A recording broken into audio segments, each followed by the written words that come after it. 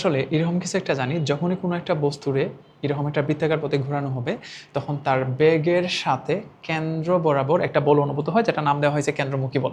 এই যে একটা বৃত্তাকার পথে ঘুরতেছে, তার কেন্দ্রের দিকে প্রতি মুহূর্তে একটা বল অনুভূত হচ্ছে, যেটা নাম দেওয়া হয়েছে কেন্দ্রমুখী বল। আমরা ধরে নিচ্ছি একটা বল কোনো একটা অবস্থান থেকে সোজা যাচ্ছে। এই অবস্থায় আমরা যদি তার গতিপথের মানে বেগের ঠিক লম্বা বরাবর একটা বল প্রয়োগ করি, তাহলে এটা তার দিক পরিবর্তন করবে। আমরা জানি বল প্রয়োগে অবশ্যই দিকের পরিবর্তন হয়। এখন যদি আবার নতুন পথের সাথে আবার ঠিক লম্বা বরাবর একটা বল প্রয়োগ করি, তাহলে আবার তার বেগের দিক পরিবর্তন করবে, কারণ অবশ্যই বল বেগের দিক পরিবর্তন করে। এইভাবে যদি কন্টিনিউয়াসলি আমরা একটা বল প্রয়োগ করতে থাকি, যেটা হচ্ছে তার বেগের লম্ব বরাবর, তাহলে দেখা যাবে আমরা মোটামুটি একটা সার্কুলার পথ পাওয়া যাবো। এখানে অবশ্যই পুরোপুরি সার্কুলার পথ হয়েছে না। তাহলে আমরা প্রতি মুহূর্তে যে বল প্রয়োগ করতেছিলাম, সবাই যদি বলের ডিরেকশনটা দেখো, এটা কিন্তু তার গতিপথের মানে বেগের ঠিক লম্ব বরাবর বল প্রয়োগ করা হচ্ছে। আমরা যদি তার গতিপথের ঠিক লম্ব বরাবর প্রত্যেক মুহূর্তে বল প্রয়োগ করি, তাহলে এটা মোটামুটি একটা সার্কুলার পথে ঘুরতে থাকবে, তাই না? ওকে, এই অবস্থায় আমরা যদি খুব তাড়াতাড়ি বা কন্টিনিউয়াসলি যদি বল প্রয়োগ করতে পারতাম, যে কন্টিনিউয়াসলি বল প্রয়োগ করা হচ্ছে এবং কীভাবে বল প্রয়োগ করা হচ্ছে, তার যে গতিপথ ঠিক তার লম্ব বরাবর মানে তার বেগের লম্ব বরাবর যদি কন্টিনিউয়াসলি বল প্রয়োগ করতে পারতাম, তাহলে মোটামুটি একটা সার্কুলার পথ পাওয়া যাবে, তাই না? এখন এই যে আমরা কন্টিনিউয়াসলি বল প্রয়োগ করতেছি, বল প্রয়োগ করলাম আবার করলাম না, করলাম একটু পরে গ্যাপ, করলাম আবার গ্যাপ, এইভাবে করে করে মোটামুটি একটা সার্কুলার পথ গেছে। তোমরা একটু খেয়াল করে দেখবা, এখন কিন্তু আগের চেয়ে বেশ ভালো একটা সার্কুলার পথ পাওয়া গেছে। এইভাবে আমরা যদি চাই যে না, আমরা এরকম না যে বল প্রয়োগ করলাম আবার একটু গ্যাপ দিলাম, আবার বল প্রয়োগ করলাম আবার একটু গ্যাপ, এভাবে না করে যদি একদম সব সময় একটা বেগের অভিমুখে বল প্রয়োগ করা যেত, যদি সব সময় বল প্রয়োগ করা যেত, তাহলে দেখা যেত এটা একদম পুরোপুরি সার্কেল হয়ে যেত, এটা পুরোপুরি সার্কেল হয়ে যেত। এবং ঠিক এই বলটাই আসলে কেন্দ্রমুখী বল হিসেবে কাজ করতেছে।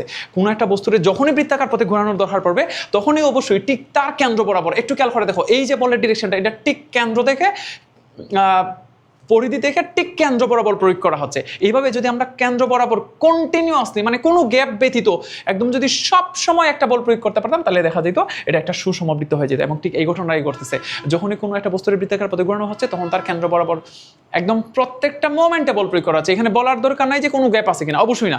এবং এটারই আমরা কেন্দ্রমুখী বল বলি। এবং এই জন্যই বলি কেন্দ্রমুখী বলের দিক হচ্ছে ও যে দিকে চলবে ঠিক তার লম্ব বরাবর মানে কেন্দ্রভূমিকে। কারণ আমরা জানি প্রত্যেকটা মোমেন্টে বৃত্তাকার পথে ঘূর্ণায়মান বস্তুর বেগের দিক হয় স্পর্শক বরাবর, আর বলের দিক হয় সোজা কেন্দ্র বরাবর, মানে সহজ কথায় বেগের লম্ব বরাবর। আই হোপ এতটুকু আমরা সবাই বুঝছি। এখন এই জায়গাটা দেখে স্পষ্টতই বোঝা যাচ্ছে যে কেউ যদি চায় যে না, এটারে আমি এত বড় বৃত্ত তৈরি করতে চাচ্ছি না, তাহলে বেশি বল প্রয়োগ করতে হবে এবং বারবার বল প্রয়োগ করতে হবে। এখানে একটু খেয়াল করে দেখবা, আমরা যত বেশি বল প্রয়োগ করব, ততই কিন্তু তার যে রেডিয়াসটা পাওয়া যাবে এটা তত বেশি হবে না। আমরা যদি বলের পরিমাণটা বেশি দেই, তাহলে অবশ্যই এটা একটা ছোট বৃত্তের মধ্যেই থাকবে, খুব বেশি দূর অতিক্রম করতে পারবে না। তার মানে এই যে কার্ভেচারটা অথবা এই যে সার্কুলার ওয়েটা পাওয়া যাবে, এটা আসলে খুব বেশি বড় হবে না। তার মানে আমরা সেন্টিপিটাল ফোর্সটা যত বেশি দিব, মানে কেন্দ্রমুখী বলটা যত বেশি দিব, তার রেডিয়াসটা তত ছোট হয়ে আসবে। তার মানে অল্প জায়গার মধ্যে এটা ঘূর্ণনটা নিয়ে নিবে। এটা দ্বারা আমি বোঝাতে চাচ্ছি, বলের পরিমাণ যত বেশি আসবে, তার রেডিয়াস তত কম আসবে। এই জন্যই আমরা শিখি কেন্দ্রমুখী বল F = mv²/r। দেখো, F এর সাথে স্মল r এর সম্পর্ক হচ্ছে ব্যস্তানুপাতিক। তার মানে ও যে বৃত্তাকার পথে ঘুরবে, তার ব্যাসার্ধের সাথে বলের সম্পর্ক ব্যস্তানুপাতিক দ্বারা বোঝায় আমরা যত বেশি বল প্রয়োগ করব, এই যে যত বেশি বল প্রয়োগ করবো, এটা তত ছোট জায়গার মধ্যেই ঘূর্ণনটা নিয়ে নিবে এবং তার রেডিয়াসটা তত কম হবে। আই হোপ এতটুকু সবাই বুঝছি। আমি এখন তোমাদেরকে শেখাতে যাচ্ছি যে এই যে দেখো, এফ এর সাথে আর এর সম্পর্ক হচ্ছে ব্যস্তানুপাতিক। এফ যত বাড়বে আর তত কমবে। আমি এখন তোমাদেরকে দেখাবো যে কেন কেন্দ্রমুখী বল mv²/r আসে। ইকুয়েশনটা কীভাবে আসলো mv²/r। আমি ধরে নিচ্ছি যে একটা বস্তু একটা এরকম একটা বৃত্তাকার পথে ঘুরতেছে, বৃত্তাকার পথে ঘুরতেছে। সো কিছু জিনিস আগেই কনসিডার করতে হবে। এটা হচ্ছে তার সেন্টার, এটা হচ্ছে কেন্দ্র ও, এটা হচ্ছে এ অবস্থান, এটা হচ্ছে বি অবস্থান। আমরা ধরে নিচ্ছি যে এটা তো অবশ্যই তাদের ব্যাসার্ধ হবে, ব্যাসার্ধ আর ও এ এবং ও বি হবে ব্যাসার্ধ। আমরা ধরে নিচ্ছি কোনো একটা সময় এটা বি অবস্থানে ছিল এবং তখন তার বেগের যে অভিমুখ, মানে আমরা জানি কোনো কণার বেগের অভিমুখ হচ্ছে এটা ঠিক স্পর্শক বরাবর, তাই না? আমরা ধরে নিচ্ছি মোটামুটি এটা হচ্ছে স্পর্শক। এই স্পর্শকটা কোথাকার? এটা হচ্ছে বি বিন্দুতে স্পর্শক। ভালো করে খেয়াল করে দেখো, এটা হচ্ছে বি বিন্দুতে স্পর্শক। তার মানে এটা হচ্ছে বেগের মান এবং ডিরেকশনটা হচ্ছে এইদিকে। কখন? যখন ও বি বিন্দুতে থাকবে, আমরা ধরে নিচ্ছি আমরা যে বস্তুটা নিয়ে কথা বলছি তার ভর হচ্ছে এম এবং ওরে এরকম একটা বৃত্তাকার পথে ঘোরানো হচ্ছে, যেটা হচ্ছে সুষম দ্রুতিতে। আমি কথাটা একটু লিখে রাখতে যাচ্ছি কিভাবে, আমি যদি বানানটা ভুল করে না দেখি, এটা হচ্ছে সুষম দ্রুতিতে ঘোরানো হচ্ছে। সুষম বেগে অবশ্যই বলা যাবে না। কেন যাবে না? কারণ অবশ্যই বৃত্তাকার পথে ঘুরলে পরে বেগের মান চেঞ্জ হোক আর না হোক, তার দিক তো অবশ্যই চেঞ্জ হচ্ছে। তাহলে যেহেতু দিক চেঞ্জ হচ্ছে, অবশ্যই আমি সমবেগ বলতে পারি না, তাই আমি বললাম যে সমদ্রুতিতে একটা এরকম বৃত্তাকার পথে ঘোরানো হচ্ছে। এবং এই যে অংশটা দেখতে পাচ্ছ, এটা হচ্ছে বেগের মান, এটার বেগের মান আমরা দিয়ে দিতে পারি v1 এবং বেগের দিক হচ্ছে এইদিকে। এই যে দেখো, বুঝতেই পারতেছো, এই এরো চিহ্নটা দিয়ে দিক বোঝায়।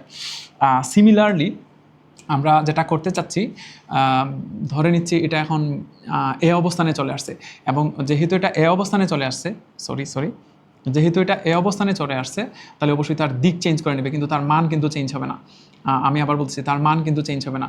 তোমরা যদি প্রশ্ন করো যে মান কেন চেঞ্জ হবে না, কারণ দেখো আমি উপরে একটা ওয়ার্ড লিখে রাখছি যে এটা অবশ্যই সমদ্রুতিতে ঘুরতেছে। একটু খেয়াল করে দেখো তো এখানে কি লিখছি, যে এটা সুসমদ্রুতিতে ঘুরতেছে। সুসমদ্রুতিতে মানে হচ্ছে এই জায়গায় বি বিন্দুতে থাকা অবস্থায় তার বেগের মান যা, এ বিন্দুতে আসার পর বেগ যদি আমরা v2 লিখি, এই v1 এবং v2 আসলে সেম জিনিস। কেন সেম জিনিস? তাদের মানটা আসলে সেম জিনিস। কেন সেম? কারণ এটা সুসমদ্রুতিতে ঘুরতেছে। এই বি বিন্দুতে থাকা অবস্থায় তার বেগের মান যদি হয় 10, এ বিন্দুতে থাকা অবস্থায় তার বেগের মানই 10 হবে, কিন্তু তার দিকটা চেঞ্জ হয়ে যাওয়ায় আমরা এটা বলতে পারি না যে v1 আর v2 একই জিনিস। এটা বলা উচিত হবে না, কারণ তাদের দিক তো চেঞ্জ হয়ে গেছে। বেগ অবশ্যই মান এবং দিক দুইটা জিনিসের উপর নির্ভর করে। তাহলে এটা বি থেকে এতে আসাতে, তার বেগের মান হয়তো সেম আছে, কিন্তু দিকটা চেঞ্জ হয়ে যাওয়াতে একটু উল্টে গেছে। এখন আমরা যেটা করব, যে ধরে নিচ্ছি এই যে ও বি থেকে এতে আসলো, এই যে জায়গাটার মান ধরে নিচ্ছি আমরা ds, এবং এই বি থেকে এতে আসতে তার সময় লাগছে ধরে নিচ্ছি dt, যেখানে ডিটির পরিচয় হচ্ছে খুবই কম একটা সময়। এখন এই যে তার v1 এবং v2, তার মান সমান। কেন সমান? কারণ এটা সুষম দ্রুতিতে ঘুরতেছিল। বি বিন্দুতে বেগের মান এবং এ বিন্দুতে বেগের মান সমান। দিকটা ভিন্ন হওয়াতে একটু সরে গেছে, কারণ দিকটা অবশ্যই স্পর্শক বরাবর হয়। এই অবস্থায় আমরা যেটা করব, তার v1 এবং v2 রে আমরা একটু আলাদা করে নিলাম। এখানে এটা হচ্ছে v1 এবং এটা হচ্ছে v2। তোমরা যদি একটু খেয়াল করো, এই v1 এবং v2 এর মান কিন্তু সেম। অবশ্যই এই v1 দিয়ে যা বোঝায় v2 দিয়ে সেম বোঝায়, মানে এখানে v1ই হচ্ছে v2, এটারই আমরা ধরলাম v। কারণ আমাদের এই যে বস্তুটা ঘুরতেছিল বৃত্তাকার পথে, আমি ধরে নিচ্ছি ও v সুষম দ্রুতিতে ঘুরতেছে। তার মানে তার প্রত্যেকটা জায়গায় বেগের মান মানে দ্রুতির মান v। তাহলে v1 এর মান বি অবস্থানে থাকা অবস্থায় যে বেগের মান, এটাও v1। এ অবস্থানে আসার পর যে তার বেগের মান v2, এটাও হচ্ছে v। তাহলে v1 ও v, v2 ও v। এবং আমি ধরে নিচ্ছি এই v1 এবং v2 এর মধ্যবর্তী কোণটা হচ্ছে থিটা। তার মানে এই যে v1 এবং v2 এর মধ্যবর্তী কোণটা থিটা দেখতে পাচ্ছ, এই যে v1 এবং v2 এর মধ্যবর্তী কোণ থিটা, এটাই হচ্ছে আমাদের এই যে কোণটা দেখতে পাচ্ছ, এটা হচ্ছে থিটা। আচ্ছা, এখন তোমাদের প্রশ্ন থাকতে পারে যে এই থিটা এবং এই থিটা কেন আসলে সেম হইল? আচ্ছা, আমরা কি ধরে নিচ্ছি যে এখান থেকে এখানে আসতে তার, এখান থেকে এখানে আসতে তার কতটুকু সময় লাগছে ডিটি, এবং কতটুকু সরছে ডিএস পরিমাণ। তাহলে এখানে যদি কোণ উৎপন্ন হয় কি বলে থিটা পরিমাণ, তাহলে v1 এবং v2 তাদের মধ্যবর্তী কোণটাও থিটা হবে। কারণ একটু খেয়াল করে দেখো তো, এই যে ওবি রেখাটা দেখতে পাচ্ছ, এই ওবি রেখার উপর v1 যেটা, এটা কিন্তু লম্ব। বুঝে ভালো করে। এখন এটা যেহেতু লম্ব, তাহলে ও এ যে রেখাটা, আমি আবার দেখি, ওবি যে লাইনটা দেখতে পাচ্ছ, এই ওবি রেখার উপর v1 যেটা, এটা কিন্তু লম্ব বরাবর আছে, কারণ এখানে বসে এটা 90 ডিগ্রি কোণ উৎপন্ন হয়েছে। এখন আমাদের ও বি যে, এটা যদি ও এ হয়ে যায়, এটার উপর v2 যেটা, এটা কিন্তু লম্ব। তাহলে একটু খেয়াল করে দেখো তো, যেহেতু এটার উপর এই লাইনটা লম্ব, আবার ও এর উপর v2টা লম্ব, তাহলে ও এ থেকে ওবি যদি থিটা পরিমাণ সরে যায়, তাহলে তুমি যদি বি অংশটার একটু উপরে উঠাও, তাহলে এখানে তো অবশ্যই সেম কোণটাই উৎপন্ন হবে। কেন উৎপন্ন হবে? কারণ ওবির উপর বি1টা যেমন লম্ব ছিল, ও এর উপর তো বি1টা লম্ব। তাহলে এই লাইনটা যদি থিটা পরিমাণ সরে যায়, তাহলে এটার তো 90 ডিগ্রি, এটা তো 90 ডিগ্রি আছে, তাহলে বি1 বি2তে চলে আসবে। ও বিটা যখন ও এতে চলে আসবে, বি1টাই তো বি2তে চলে আসবে। তখন যদি ও বি লাইনটা যদি থিটা পরিমাণ ও এ বরাবর সরা যায়, তাহলে বি1টাও তো সরে থিটা পরিমাণ বি2তে চলে আসছে। আই হোপ এতটুকু আমরা বুঝতে পারছি। তাহলে ও এ থেকে ও বি যদি থিটা পরিমাণ সরে, B1 থেকে B2, B1 থেকে B2 থিটা পরিমাণই সরবে, তাহলে এটা হচ্ছে থিটা কোণ। আচ্ছা, এটা আমরা বুঝলাম থিটা। এখন এই জায়গায় এটা অবশ্যই ভেক্টর রাশি, এটার দিকও বিবেচনা করতেছি আমরা। এখন আমরা আরেকটা ভেক্টর যোগ করলাম এখান থেকে এখানে, এটার নাম দিলাম আমরা ডেল ভি। ডেল ভি দ্বারা কি বোঝায়? এটা হচ্ছে বেগের পরিবর্তন। কেন বেগের পরিবর্তন হয়েছে খেয়াল করো, একটু আগে বেগ ছিল V1, এরপরে হয়েছে V2, তাহলে V1 এবং V2, তাহলে অবশ্যই বেগের পরিবর্তন হয়েছে। এখানে আসলে মানের পরিবর্তনের জন্য বেগের পরিবর্তন হয়েছে না, দিকের পরিবর্তন হয়েছে বেগের। এই যে V1 এবং V2 তাদের মান সেম, জাস্ট দিক পরিবর্তন হওয়াতে বেগের পরিবর্তন হয়েছে। তাহলে প্রথমে আসলে বেগ V1, তারপরে হয়েছে V2, তাহলে বেগের পরিবর্তন হয়েছে ডেল ভি। তোমরা যদি একটু খেয়াল করে দেখো, এখানে আসলে V1, এই যে V1 এবং ডেল ভি, এই দুইটা আসলে একই দিকে আছে। আমরা ত্রিভুজের নিয়ম অনুযায়ী জানি যে দুইটা ভেক্টর একই ডিরেকশনে থাকবে, তাদের যে সমষ্টি এটা আসবে যেটা বিপরীতে আছে ওইটার সমান, মানে V2 এর সমান। আই হোপ এটা তো আর তোমাদের বোঝানোর দরকার নাই। কোনো ত্রিভুজের যে কোনো দুইটা ভেক্টরে যদি একই ক্রমে সাজানো যায়, তাহলে এই যে এই দুইটা অ্যান্টি ক্লকওয়াইজ আছে, তাহলে তাদের সমষ্টিটা আসবে অপরটার সমান, V2 এর সমান। তাহলে ডেল ভি সমান আমরা কি লিখতে পারবো? ডেল ভি সমান লিখতে পারবো V2 মাইনাস V1। আমরা যদি চাই তাহলে অবশ্যই এটা লিখতে পারবো, ডেল ভি সমান V2 মাইনাস V1। তার মানে প্রথম যে দ্বিতীয় যে ভেক্টরটা আছে এটা থেকে প্রথম ভেক্টরটা মাইনাস করে দিলেই ডেল ভিটা পেয়ে যাবো। এটা মানে হচ্ছে বেগের কতটুকু পরিবর্তন হলো। এখন এখানে একটা জিনিস বোঝা লাগবে, এটাই সবচেয়ে বেশি গুরুত্বপূর্ণ। ও এ বি ত্রিভুজ, ও এ বি ত্রিভুজ, এবং এখানে যে একটা ত্রিভুজ দেখতে পাচ্ছি, আচ্ছা এটা একটা নাম দিয়ে দিই, পি কিউ আর ত্রিভুজ। এই ওএবি ত্রিভুজ এবং পিকিউআর ত্রিভুজ, এই দুটা ত্রিভুজ আসলে সমান, সমান কি বলতেছি, এটা বলা হয় সদৃশ ত্রিভুজ। সদৃশ ত্রিভুজ। আচ্ছা, কেন সদৃশ ত্রিভুজ হলো? এই ওএবি ত্রিভুজ এবং পিকিউআর ত্রিভুজ কেন সদৃশ ত্রিভুজ হলো, চলো এটার একটা প্রমাণ দিই যে আমরা এই দুইটারে কেন সদৃশ ত্রিভুজ বলতেছি। হ্যাঁ, এটা বোঝা খুব জরুরি যে এই দুইটা ত্রিভুজ কেন সদৃশ ত্রিভুজ। আচ্ছা, তোমরা যদি একটু ভালো করে খেয়াল করো তাহলে দেখবা যে V1 এবং V2 দুইটা বাহুর দৈর্ঘ্য আসলে সেম, কারণ V1 এর মান এবং V2 এর মান সেম। তাহলে এই যে V1 এবং V2 তারা দুজন কিন্তু সেম, V1 এবং V2 তারা দুজন কিন্তু সেম। এবং আমরা ধরে নিয়েছিলাম যে বি থেকে এতে আসতে এই যে দূরত্বটা দেখতে পাচ্ছি, এই দূরত্বটা হচ্ছে DS, এবং এখানে যে সময় লাগতেছে এটা হচ্ছে DT। এবং তোমাদের বোঝা দরকার, এই যে DTটা দেখতে পাচ্ছ এখানে আসলে DT tends to 0, it means D এর মান খুবই খুবই খুবই ছোটো। এখন D এর মান যেহেতু খুবই ছোটো, এবং আমরা অলরেডি সিদ্ধান্ত নিয়ে নিছি যে এই DS এবং এই যে থিটা এবং এই যে থিটা তারা দুজন কিন্তু সমান, কারণ OB রেখাটা যখন ও এ বরাবর থিটা পরিমাণ সরে যাবে তখন B1টা এদিকে B1 থেকে যখন B2তে আসবে তখন থিটা পরিমাণে সরবে। তাহলে এই আর এবং এই আর এর মধ্যবর্তী কোণ যত, এই B1 এবং B2-র মধ্যবর্তী কোণ তত। আর এটা তোমাদের বোঝা দরকার যে DTর মান যদি অনেক ছোট হয়, মানে এটা যদি খুবই ছোট হয়, তাহলে DSটা যে দেখতে পাচ্ছ এটা আসলে এত বড় হবে না। DS নিজেও অনেক অনেক ছোট, এটা টেন্স টু 0।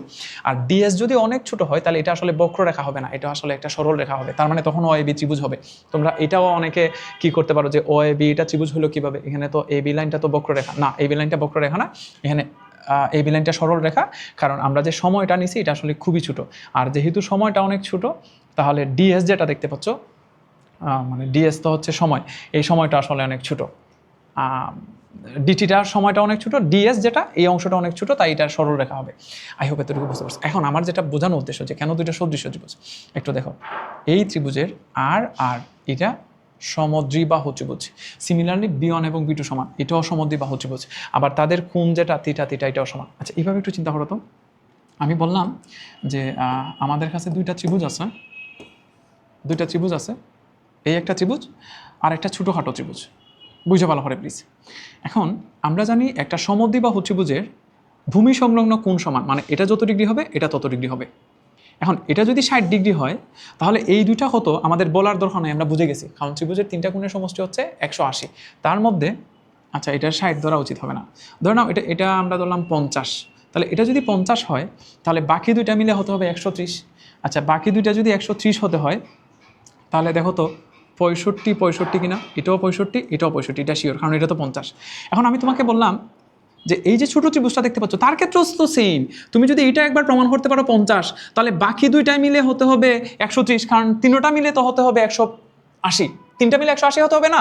তাহলে এই যে ছোট দুইটা ত্রিভুজ তাদের একটা কোণ যদি সমান, মানে যে দুইটা বাহু সমান, সমদ্বিবাহু ত্রিভুজ, তো সমদ্বিবাহু ত্রিভুজের এই কোণটা যদি সমান তুমি প্রমাণ করতে পারো, তাহলে বাকি যে দুইটা, এই দুইটা মিলে এমন কোণ আসবে যে দুইটা সমান হবে আবার মিলে 180 হবে। তাহলে এটাও সমান, দেখো এটা থিটা এটা থিটা, তার মানে আমি ধরে নিচ্ছি এটা 50 এটা 50। তাহলে ছোট দুইটা অবশ্যই 65 65 হতে হবে। এখন এই ত্রিভুজটা যদি আরো ছোট হয় তাতে তো অসুবিধা নাই, এটা যেহেতু 50 ডিগ্রি এটা যেহেতু 50 ডিগ্রি, তাহলে বাকি দুইটা অবশ্যই 65 65 মিলে তো 180 হতে হবে। তাহলে দেখো তো এই যে ত্রিভুজটা দেখতে পাচ্ছ এবং এই যে ত্রিভুজটা দেখতে পাচ্ছ, এখানে যে তিনটা কোণ এবং এখানে যে তিনটা কোণ, তার মানে এই ত্রিভুজের যে তিনটা কোণ এবং এই ত্রিভুজের যে তিনটা কোণ অবশ্যই সমান। এটা থিটা এটা থিটা, বাকি এটা যত ডিগ্রি এটা তত ডিগ্রি, আবার এটাও যত ডিগ্রি এটাও ঠিক তত ডিগ্রি। আই হোপ এতটুকু সবাই বুঝতে পারছি। তাহলে এটা অবশ্যই সদৃশ্য ত্রিভুজ। এখন আমরা সদৃশ্য ত্রিভুজের ক্ষেত্রে খুব সুন্দর একটা জিনিস জানি যে যে কোনো দুইটা বাহুর অনুপাত আসলে সেম হয়। তাহলে এখন দেখো এখানে একটা ত্রিভুজ এবং এখানে একটা ত্রিভুজ, চলো আমরা বাহুর অনুপাত নিই। তাহলে এখানে যে ছোট বাহুটা এটা হচ্ছে ডিএস, আর এই দুইটা বাহু তো সমান, যেহেতু সমদ্বিবাহু ত্রিভুজ দুইটাই ব্যাসার্ধ, তাহলে চলো আমরা আর নিয়ে নিই।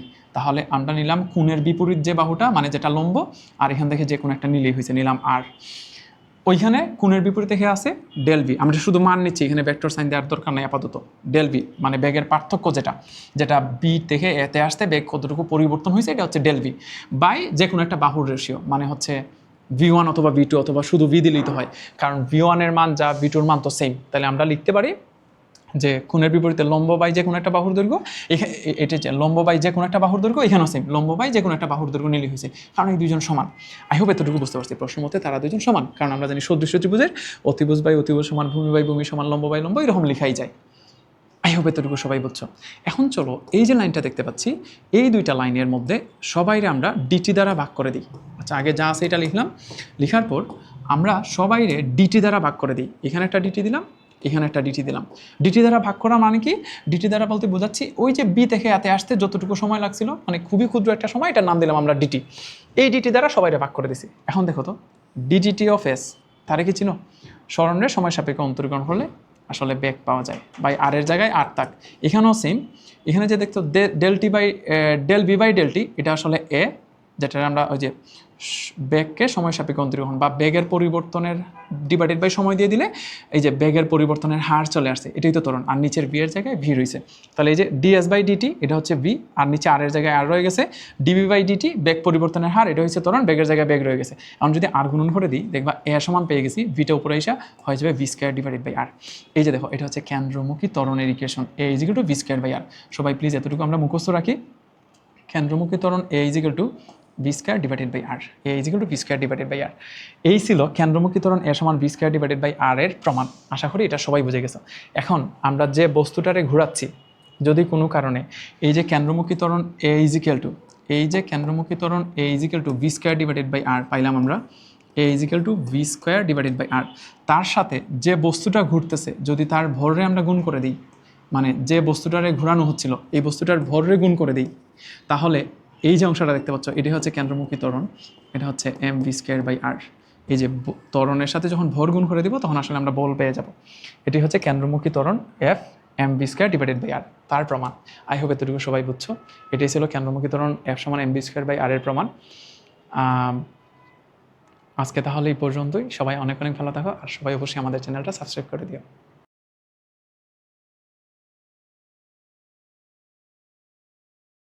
Our question is, what is centripetal force? I think you guys already know the formula of centripetal force and what is centripetal acceleration. So our question is, wait a minute. Our question is, what is the centripetal force? The acceleration that is directed radially towards the center of the circle, having a magnitude equal to the square of the speed and the body along the curve, is divided by the total distance from the center of the circle to the moving body. The force which causes the acceleration is directed towards the center of the circle and is called a centripetal force. We know that the formula of centripetal force, centripetal acceleration, A is equal to v square divided by r. So this is the velocity of this object and this is the radius of this circular wire. So A is equal to v square divided by r. So there is a math about centripetal acceleration. A car moves in a circular path with uniform speed of 72 kilometre per hour. এটা অবশ্যই kilometre per hour আছে, আমাদের উদ্দেশ্য হবে তাহলে metre per সেকেন্ডে convert করা। And centimetre acceleration is 1 metre per second square. This is a. So what is the radius of the circular path? তারা রেডিয়াস আর এর ভ্যালু জানতে চাচ্ছে। So we know that a is equal to v square divided by হচ্ছে r. So আমরা যদি আর এই পাশে লিখি তাহলে v square divided by a, then here v is 72। If we convert it to metre per second we will find 20 meter per second. 20 meter per second. This is the velocity v. So 20 square divided by acceleration velocity 1, which will be 400 meter. This is the radius of this circular. I think এতটুকু আমরা বুঝছি। Our next question is এখানে একটা CQ আছে যে আমরা এখানে দেখতেছিলাম যে সেন্টিমিটার অ্যাক্সেলারেশন এ যেটা এ এর ফর্মুলাটা হচ্ছে a is equal to v square divided by r. We also know that v is equal to r into omega. So if we replace this v with r into omega, then we will find r omega whole square divided by r square. Then it will be r into omega square, r into omega square. This is also the another equation of centripetal acceleration, which is r omega square. And our another equation is we can write r, or we can replace r by v by omega. So if we replace this r by v by omega, so we will find v divided by omega into omega square. So omega যদি cancel করে দিই তাহলে আমরা পাবো v into omega. This is also another formula of a.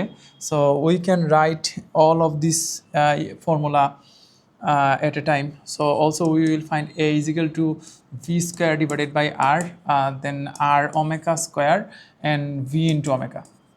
There are three formula for centripetal acceleration. One is v square by r, second one is r omega square and v omega. এখানে অবশ্যই সবগুলো information দেওয়া আছে, সবাই please note down করে যেভাবে বলতেছি আমি। ফার্স্ট অফ অল আমরা অলরেডি প্রমাণ করে ফেলছি যে আমরা এটা ডেরিভেশনটা অবশ্যই দেখলাম মাত্র a is equal to v square divided by r. এখানে যদি আমরা ভি রে আর ওমেগা দ্বারা রিপ্লেস করে দিই তাহলে we will find r omega square. Again আমরা যদি আর রে রিপ্লেস করে দিই ভি বাই ওমেগা দিয়ে, এই সবগুলো কিন্তু এখান থেকে আসছে। আমরা অবশ্যই লিনিয়ার ভেলোসিটি আর অ্যাঙ্গুলার ভেলোসিটির মধ্যে এই রিলেশনটা আমরা এর আগের ক্লাসেই প্রমাণ করে রেখে দিছি। তাহলে a is equal to v into omega, those are the equation of centripetal acceleration. এখন এই অবস্থায় আমরা যে অবজেক্টটারে একটা সার্কুলারতে রোটেট করাচ্ছিলাম, যে অবজেক্টটারে রোটেট করানো হচ্ছিল, আমরা যদি ওই অবজেক্টটার ম্যাস এটার সাথে মাল্টিপ্লাই করে দিই, ম্যাথ মানে বোঝাচ্ছি যে ধরে নিলাম আমরা এখানে একটা অবজেক্ট নিলাম, এখন এখানে যে অবজেক্টটা নেওয়া হচ্ছে, আমরা যদি এই যে অবজেক্টটা নিয়ে রোটেট করানো হচ্ছে এটার ম্যাস যদি ধরে নিই হচ্ছে এম, এবং এটার যে সার্কুলার ওয়েতে রোটেট করতেছে এটার রেডিয়াস যদি হয় আর এটা যদি ভি লিনিয়ার ভেলোসিটি নিয়ে ঘুরতে থাকে, তাহলে আমরা প্রথমত যেটা বুঝতেছিলাম এখান থেকে সেন্টিপিটাল অ্যাক্সেলারেশন বের করার 3টা ফর্মুলা আছে। এই অবস্থায় আমরা যদি প্রত্যেকটার সাথে তার ম্যাসটা প্রোডাক্ট করে দিই, যেমন ধরে নাও এখানে হচ্ছে মাল্টিপ্লাই করে দিই m a, then it will be mv square divided by r. Also this will be mr omega square, then এটা হবে mv omega. তাহলে টোটাল এই যে M A total centripetal force যেটা, এই সেন্ট্রিপিটাল ফোর্সটা পাবো আমরা mv square divided by r, then mr omega square, then হবে mv into omega. So this equation for centripetal force, please একদম নোট ডাউন করে রাখো, এটা এত গুরুত্বপূর্ণ। F is equal to m v square by R M R omega square and m v omega. ঠিক এইভাবেই আমরা সেন্টিপিটাল ফোর্সের ফর্মুলাগুলো বের করতে পারবো, m v square by R M R omega square অথবা এমভি ওমেগা। এবং তোমরা যদি একটু ভালো করে খেয়াল করো তাহলে দেখবা এখানে সেন্টিপিটাল ফোর্স বের করার জন্য টোটাল 3টা ইকুয়েশন আছে, m v square by R M R omega square m v omega.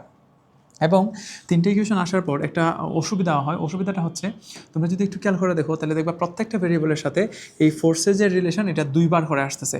যেমন এফ এর সাথে ভি, এই ইকুয়েশন অনুযায়ী হচ্ছে square proportional to the velocity and this is called the only proportional to the v. এখানে তারপরে f এর সাথে যদি ওমেগা রিলেশন দেখি এখানে হচ্ছে স্কয়ার প্রপোর্শনাল অফ ওমেগা, দেন এই ইকুয়েশন অনুযায়ী আসতেছে অনলি প্রপোর্শনাল। তাহলে দেখা যায় যে প্রত্যেকটা ভেরিয়েবলের সাথে তার সম্পর্ক 2বার করে আসতেছে। f এর সাথে v বর্গের সমানুপাতিক হতে পারে, শুধু সমানুপাতিক হতে পারে, f এর সাথে ওমেগা শুধু সমানুপাতিক হতে পারে, আবার বর্গের সমানুপাতিক হতে পারে। তাহলে এখন প্রশ্ন হচ্ছে আমরা পরীক্ষায় আসলে তাহলে লিখবোটা কি, বর্গের সমানুপাতিক লিখবো নাকি শুধু সমানুপাতিক লিখবো? এই প্রবলেমটা এড়ানোর জন্য আমাদেরকে কিছু জিনিস বোঝা লাগবে যে এই বর্গের সমানুপাতিক বা শুধু সমানুপাতিক বলতে হলে কিছু কন্ডিশন আছে। যেমন আমরা যদি বলি এফ ইজিক্যাল টু এই ইকুয়েশনটা নিয়ে যদি একটু কথা বলি m V square divided by r, এবং এই হিসাব অনুযায়ী এফ এর সাথে ভি এর সম্পর্ক বর্গের সমানুপাতিক, মানে এফ প্রপোর্শনাল ভি স্কোয়ার। এই কথাটা যদি বলতে হয় তাহলে এম এবং আর এই দুজন আসলে কনস্ট্যান্ট থাকতে হবে। ইট মিনস এই দুজন পরিবর্তন হতে পারবে না। যখন যে বস্তুটারে রোটেট করানো হচ্ছে তার ম্যাস এবং রেডিয়াস এই দুইটা অংশ কনস্ট্যান্ট থাকবে, ইট মিনস অপরিবর্তিত থাকবে, আনচেঞ্জড থাকবে, তখন আমরা চাইলে এফ এর সাথে ভি এর রিলেশনটা স্কোয়ার প্রপোর্শনাল বলতে পারি। সিমিলারলি এফ এর সাথে বিটা এই ইকুয়েশন অনুযায়ী অনলি প্রপোর্শনাল হতে পারে, তবে এই ক্ষেত্রে কন্ডিশন হচ্ছে তার এম এবং ওমেগা এই দুজন আসলে কনস্ট্যান্ট থাকতে হবে, এই দুজন আসলে কনস্ট্যান্ট থাকতে হবে। এখন তোমাদের যদি প্রশ্ন জাগে যে আমরা আসলে কিভাবে বুঝবো যে এটা কনস্ট্যান্ট কিনা, এটা আসলে বোঝা যায়, এটা আমি তোমাদেরকে বুঝাই দিব যে কীভাবে বোঝা যায় যে এটা কনস্ট্যান্ট। তার আগে তোমরা প্লিজ এই দুইটা হতে একটু ভালো করে খেয়াল করো যে এফ এর সাথে এই ভি এর সম্পর্কটা বর্গের সমানুপাতিক কখন, আর এফ এর সাথে ভি এর সম্পর্কটা শুধু সমানুপাতিক কখন। বর্গের সমানুপাতিক হতে হলে এম এবং আর কনস্ট্যান্ট থাকতে হবে, আর শুধু সমানুপাতিক হতে হলে এফ এবং ভি কনস্ট্যান্ট থাকতে হবে। আই হোপ এতটুকু আমরা সবাই বুঝছি। সিমিলারলি আমি যদি এফ এর সাথে ওমেগার সম্পর্ক নিয়ে কথা বলি তাহলে আমরা যে তিনটে ইকুয়েশন লিখতেছিলাম আবার একটু লিখে ফেলি। এফ ইজিক্যাল হচ্ছে M V omega, M R omega square, আর হচ্ছে M V square divided by r. এবং এই হিসাব অনুযায়ী আমরা যদি এফ এর সাথে ওমেগার রিলেশন দেখি তাহলে এফ এর সাথে ওমেগা শুধু সমানুপাতিক, এটা ততক্ষণ পর্যন্ত যদি এম এবং ভি কনস্ট্যান্ট থাকে। আবার এফ এর সাথে ওমেগার সম্পর্ক এই যে স্কোয়ার প্রপোর্শনাল হতে পারে, এটা হবে যদি যদি এম এবং আর কনস্ট্যান্ট থাকে। তার মানে সহজ কথায় আমরা যেই কোয়েশন পরে যদি বুঝি যে কেউ একজন যে দুজন পরিবর্তন হচ্ছে না তার উপর বেস করে আসলে সিদ্ধান্ত নিতে হবে কোনটা কোনটা কনস্ট্যান্ট আর কোনটার মধ্যে আমরা রিলেশন তৈরি করব। আই হোপ এতটুকু সবাই বুঝছি। এখন আমরা আসলে কিছু প্রবলেম সলভ করলে একদম ঠিক হয়ে যাবে। আশা করি এই পুরো অংশটাই তোমরা বুঝতেছো। এই অঙ্কটা সলভ করার জন্য আমি তোমাদেরকে আবার কয়েকটা জিনিস একটু বলে রাখি, পরে যেন কোনো প্রশ্ন না করো। প্রশ্নটা হচ্ছে যে এই যে সেন্টিপিটাল ফোর্সের যে ইকুয়েশন, যে কয়টা সেন্টিপিটাল ফোর্সের ইকুয়েশন হচ্ছে f is equal to M B omega, M R omega square অথবা m B square by r. এখানে তো চারটা ইকুয়েশন আছেই, তিনটা ইকুয়েশন আছেই এই সেন্টিপিটাল ফোর্স বের করার জন্য। F is equal to M B omega, M R omega square অথবা m B square by r. এখান থেকে আবার ওয়েট এ মিনিট প্লিজ, আরও কিছু ইকুয়েশন এক্সট্রা মুখস্থর আগে একবারে আমরা জানতাম ভি ইজিক্যাল টু হচ্ছে আর ইন্টু ওমেগা, তো আমরা চাইলে ভি রে এরকম ইকুয়েশন দ্বারা রিপ্লেস করতে পারবো। এবং সবচেয়ে ইম্পর্টেন্ট যে কথাটা, এই যে এফ দেখতে পাচ্ছি এটা একই সাথে সেন্টিপিটাল ফোর্স এবং এটা একই সাথে বলা যায় সেন্ট্রিফিউগাল ফোর্স। কারণ যখন কোনো একটা অবজেক্টে একটা সার্কুলার ওয়েতে রোটেট করানো হয়, যতক্ষণ পর্যন্ত এটা একটা ইউনিফর্ম সার্কুলার ওয়েতে রোটেট করবে ততক্ষণ পর্যন্ত এটার সেন্ট্রিফিউগাল ফোর্স এবং সেন্ট্রিপিটাল ফোর্স দুজন সমান। আর আমরা জানি সেন্ট্রিপিটাল ফোর্স তারে কেন্দ্রের দিকে টেনে রাখে এবং সেন্ট্রিফিউগাল ফোর্সের জন্য আসলে বাইরে চলে যেতে চায়। এবং অবশ্যই যতক্ষণ পর্যন্ত দুইজন সমান ততক্ষণ পর্যন্ত এটা একটা ইউনিফর্ম সার্কুলার ওয়েতে রোটেট করতে থাকে। কোনো কারণে যদি তাদের মধ্যে একটা ইমব্যালেন্স কাজ করে, লাইক সেন্ট্রিপিটাল এবং সেন্ট্রিফিউগাল ফোর্স দুজন সমান না, তাহলে হয় এটা চিটকে বাইরে চলে যাবে, না হয় সেন্টারের দিকে চলে আসবে। যতক্ষণ পর্যন্ত এমন হবে না, মানে দুইজন যতক্ষণ পর্যন্ত সমান খেয়ে সেন্ট্রিপিটাল ফোর্স এবং সেন্ট্রিফিউগাল ফোর্স, ততক্ষণ পর্যন্ত আসলে কেউই ছিটকে বাইরে চলে যাবে না। আর এই যে কেউই ছিটকে বাইরে চলে যাবে না, এট মিনস আমি বোঝাতে যাচ্ছি যতক্ষণ পর্যন্ত দুইজন সমান ততক্ষণ পর্যন্ত আসলে দুইজন স্থির থাকবে, এটা একজন বাইরেও যাবে না আবার ভিতরের দিকে আসবে না। তাহলে তোমাদের যদি জিজ্ঞেস করা হয় এটা রোটেট করতেছে এমন একটা অবজেক্টের সেন্ট্রিফিউগাল ফোর্স বের করার ইকুয়েশনটা কি, নতুন করে আসলে ফর্মুলা শেখার কোনোই দরকার নাই। এই সবগুলোই আমাদের সেন্ট্রিফিউগাল ফোর্সের জন্য প্রযোজ্য। F is equal to M B omega, M R omega square এবং M B square by R. I hope এতটুকু সবাই বুঝতে পারছো। আমরা এই ইকুয়েশনগুলো সেন্ট্রিপিটাল ফোর্সের জন্য লিখতে পারবো, সেন্ট্রিফিউগাল ফোর্সের জন্য লিখতে পারবো। তাহলে এই যে তিনটা ইকুয়েশন, মানে M B omega, M R omega square এবং এম বি স্কোয়ার বাই আর, এই সবগুলো ইকুয়েশন সেন্ট্রিপিটাল ফোর্সের জন্য, সেন্ট্রিফিউগাল ফোর্সের জন্য। এবং এটার আরও একটা নাম আছে, এটা বলা হচ্ছে যে tension of the rope or thread. আমরা যখন কোনো একটা থ্রেড দিয়ে কোনো একটা অবজেক্টে এইভাবে টাইট করে বেঁধে দেন আমরা হচ্ছে রোটেট করি, তখন আসলে যেটা হয় এই রশির উপর যে টেনশনটা কাজ করে, এই টেনশনটা আসলে আমাদের এই সেন্ট্রিফিউগাল ফোর্সের সমান বা সেন্ট্রিপিটাল ফোর্সের সমান। এই রশিটার মধ্যে যে টানটা পড়ে এই ফোর্সটাই আসলে সেন্ট্রিপিটাল ফোর্স। এই রশিটা টেনে ধরে রাখে বিদায়ী কোনো একটা অবজেক্ট আসলে চিটকে বাইরে চলে যেতে পারে না।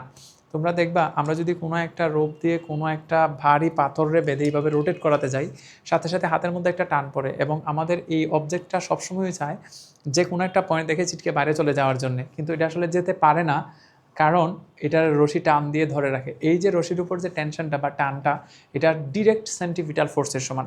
তাহলে এইগুলার ইকুয়েশনও same, F is equal to M B omega M R omega square এবং M B square by R.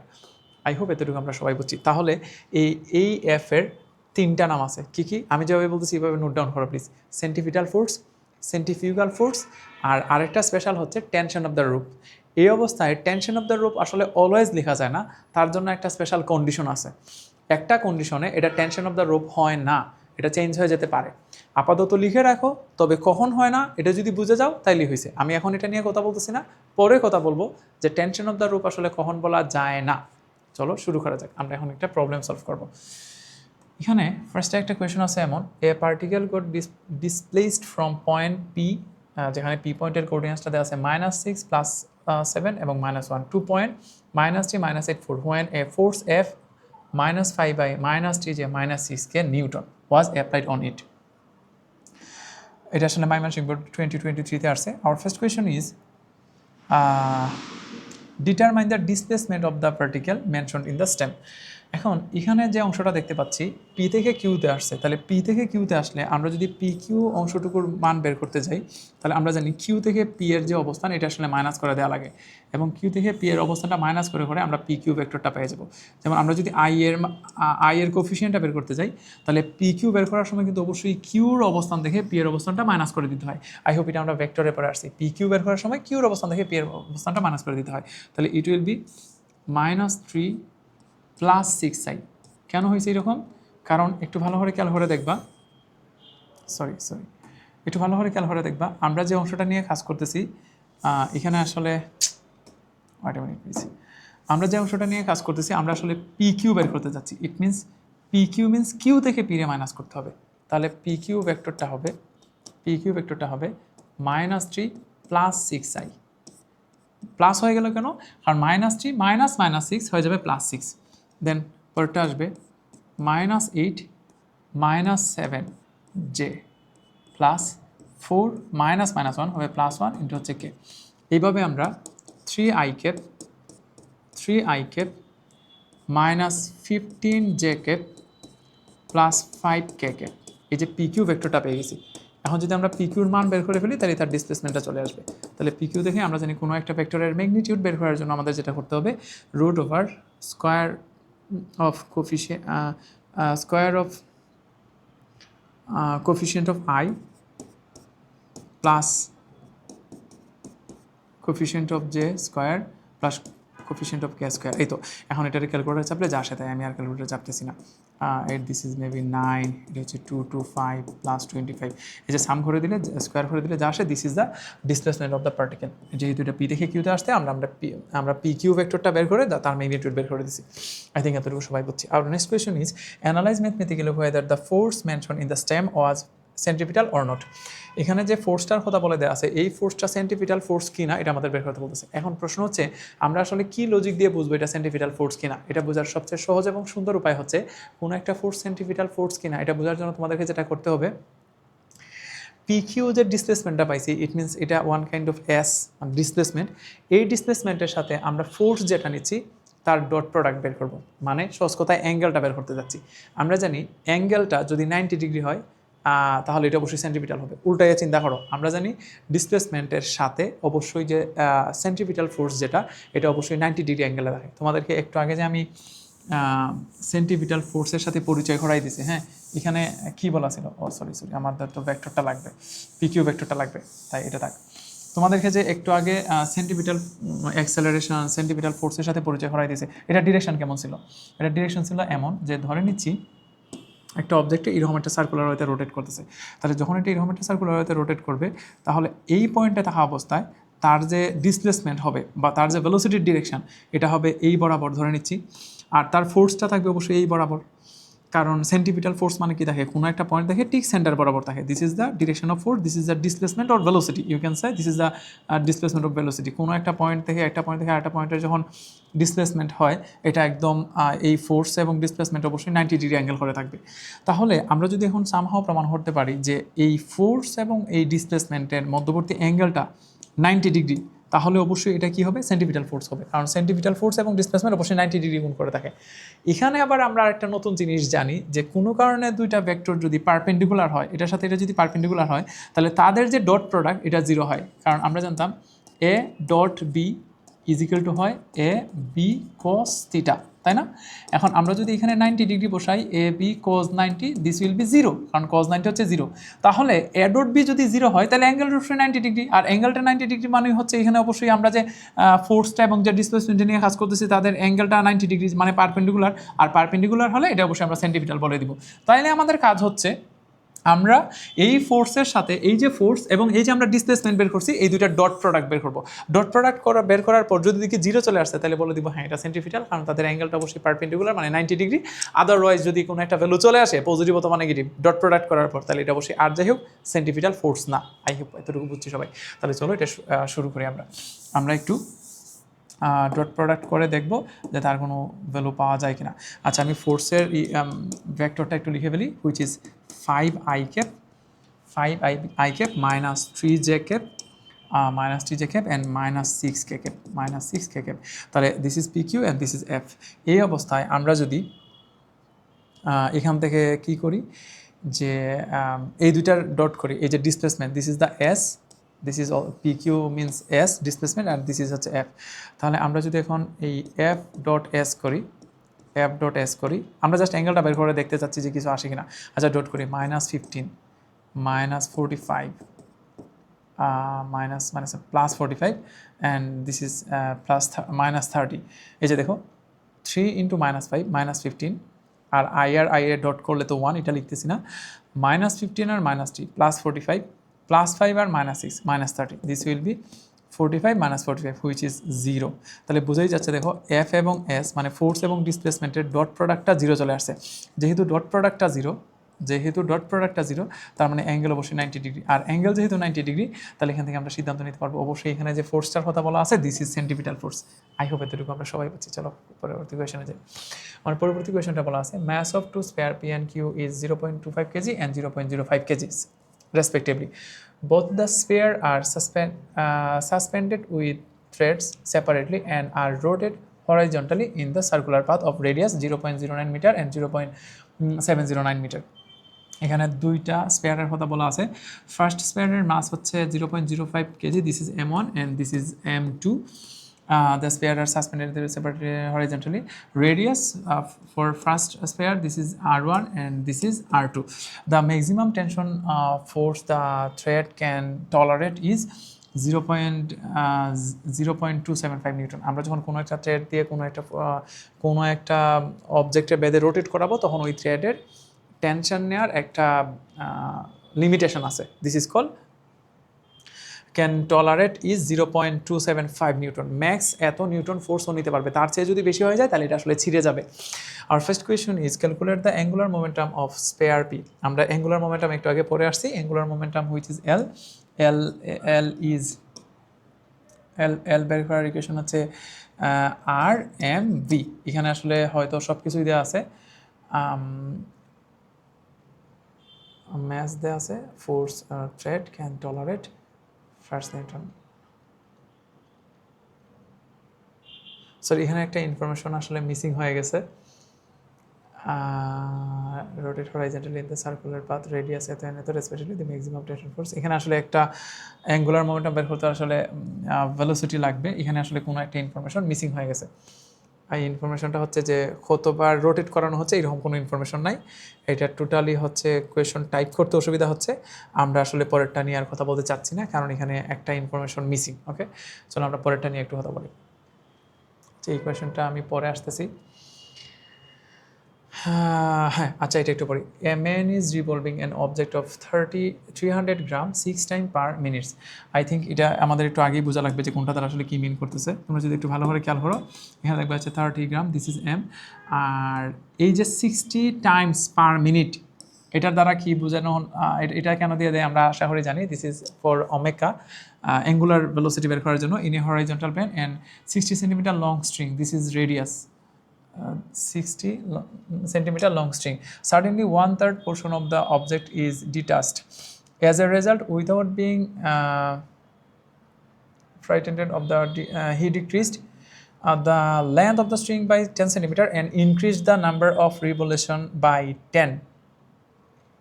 He revolves the rest part of the object. Okay, actually এখানে যদি ভালো করে খেয়াল করো revolution by tens, he decreased the number of revolution by tens. আচ্ছা, এখানে স্পষ্টতই বলা দেওয়া আছে যে ও আসলে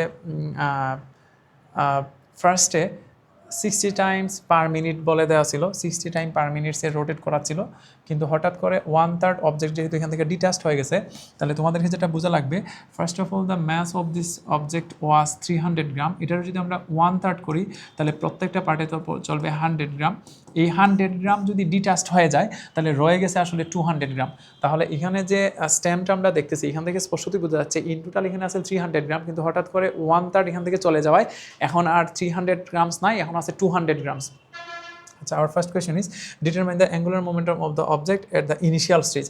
এখানে ইনিশিয়াল স্টেজ কথাটা এই জন্যই বলে দিছে, ফার্স্ট অফ অল বলা আছে এখানে 60 টাইম পার মিনিট বলে দেওয়া আছে। তাহলে আমরা ফার্স্টে ওমেগাটা যদি বের করে নেই, ওমেগা ইজ ইকুয়াল টু হবে 2π into n divided by T. তাহলে এখানে 2π n এর ভ্যালু দেওয়া আছে 60 Times per minute, 60 Times per minute, তার মানে n এর ভ্যালু 60 পার মিনিট, তাই 60 which will B omega. This is angular velocity. এখান থেকে স্পষ্টতই বলা দিয়েছে আমাদেরকে যদি অ্যাঙ্গুলার মোমেন্টাম বের করতে বলে, this will be r m b অথবা এম আর স্কোয়ার ওমেগা, এটা দিয়েও বের করা যেতে পারে। যেহেতু এখানে ওমেগার ভ্যালু দেওয়া আছে তাহলে চলো এম আর স্কোয়ার ওমেগা দিয়ে আমরা বের করে নিই। তাহলে এম হুইচ ইজ 0.3, এই যে গ্রাম আছে এটার অবশ্যই কেজিতে কনভার্ট করতেই হবে। এখানে আর এর মান হচ্ছে 70 সেন্টিমিটার, এটার যদি মিটারে নেই আমরা 0.7 হোল স্কোয়ার, আর ওমেগার ভ্যালু তো আমরা 2π অলরেডি বের করে রাখছি, 2π এই তো ক্যালকুলেটার চাপলে যা আসে। This is the angular velocity of this object in initial stage. I think এতটুকু আমরা সবাই বলছি। Next question is how to change the tension applied on the string in case at the changed condition, explain it with mathematically analysis. এখানে স্পষ্টতই দেখতে পারবা ফার্স্টে বলা আছে এটার ম্যাস ছিল 300 গ্রাম, হঠাৎ করে 1/3 চলে গেছে, তার মানে এখন আছে 200 গ্রামস, এবং একই সাথে decrease the length of the string 10 centimeter and increase the number of revolution by 10. এখানে স্পষ্টতই বলা দেওয়া আছে 1/3 চলে যাওয়া, এটার স্ট্রিংয়ের যে লেন্থ এটা হচ্ছে ডিক্রিজ করে দিচ্ছে 10 সেন্টিমিটার, আর একই সাথে ইনক্রিজ করছে নাম্বার অফ রোটেশন বাই 10। ফার্স্টে এটারে 60 টাইম পার মিনিটস রোটেট করানো হচ্ছিল, কিন্তু পরবর্তীতে যখন 1/3 চলে গেছে তখন একই সাথে ও আরও বেশি জুড়ে রোটেট করাচ্ছে। কতবার রোটেট করাচ্ছে? প্রায় 10 টাইমস ইনক্রিজ করে দিছে। তার মানে একটু খেয়াল করে দেখো, অলরেডি আসিল হচ্ছে 60 টাইম পার মিনিটস, এখন যেহেতু আরও 10 বার বেশি করে ঘোরাচ্ছে, তার মানে which will B 70 Times per minute. আচ্ছা, এখন আমার next question is how was the change of the tension applied on the string. এখানে কতটুকু টেনশন চেঞ্জ হয়েছে এটা বের করতে হবে। এখন কতটুকু চেঞ্জ হয়েছে এটা যদি বের করতে হয় তাহলে ফার্স্টে কিন্তু তোমাদেরকে বের করতে হবে ইনিশিয়ালি তার উপর কতটুকু টেনশন আসিল। তো ইনিশিয়ালি কতটুকু টেনশন আসলে যদি বুঝতে হয় তাহলে ফার্স্টে আমরা ওমেগা একবার অলরেডি বের করে রাখছিলাম, 2π ইন্টু n ডিভাইডেড বাই টি। এখানে 2π n এর ভ্যালু হচ্ছে 60 ডিভাইডেড বাই 60 হুইচ ইজ 2π। এই যে ওমেগাটা দেখতে পাচ্ছ এটা কিন্তু ইনিশিয়ালি, এটার ওমেগা 1 বলতে পারি আমরা। আচ্ছা, এখন যদি আমরা ওমেগা 2 বের করি, মানে ফাইনালি যেটা পাইছিলাম 2π ইন্টু n এর মান হচ্ছে 70/60। এখানে যে 10 টাইমস ইনক্রিজ করা হয়েছে বলছে, তাহলে রেভলিউশন বাই 10টা রেভলিউশন ইনক্রিজ করছে। ইনিশিয়ালি যেহেতু 60 টাইম পার মিনিট আছে, এখন হবে 70 টাইম পার মিনিটস। আমি এটা ক্যালকুলেটার চাপতেছি না, হিজিবিজি হয়ে যাবে, আমার কাছে আপাতত ক্যালকুলেটার নাই। এখান থেকে একটা ওমেগা বের করো, দিস ইজ ওমেগা 2। তাহলে ওমেগা 1 পেলাম, ওমেগা 2 পেলাম। দেন M1 ছিল 300 গ্রাম, 300 গ্রাম মিনস 0.3 কেজি। দেন ফাইনালি এটা হয়ে গেছিলো 1/3 যেহেতু চলে গেছে, তাহলে 200 গ্রাম, ইট মিনস 0.2 কেজি। আচ্ছা, এখানে 0.2 কেজি কেন হয়েছে আবার একটু শোনো।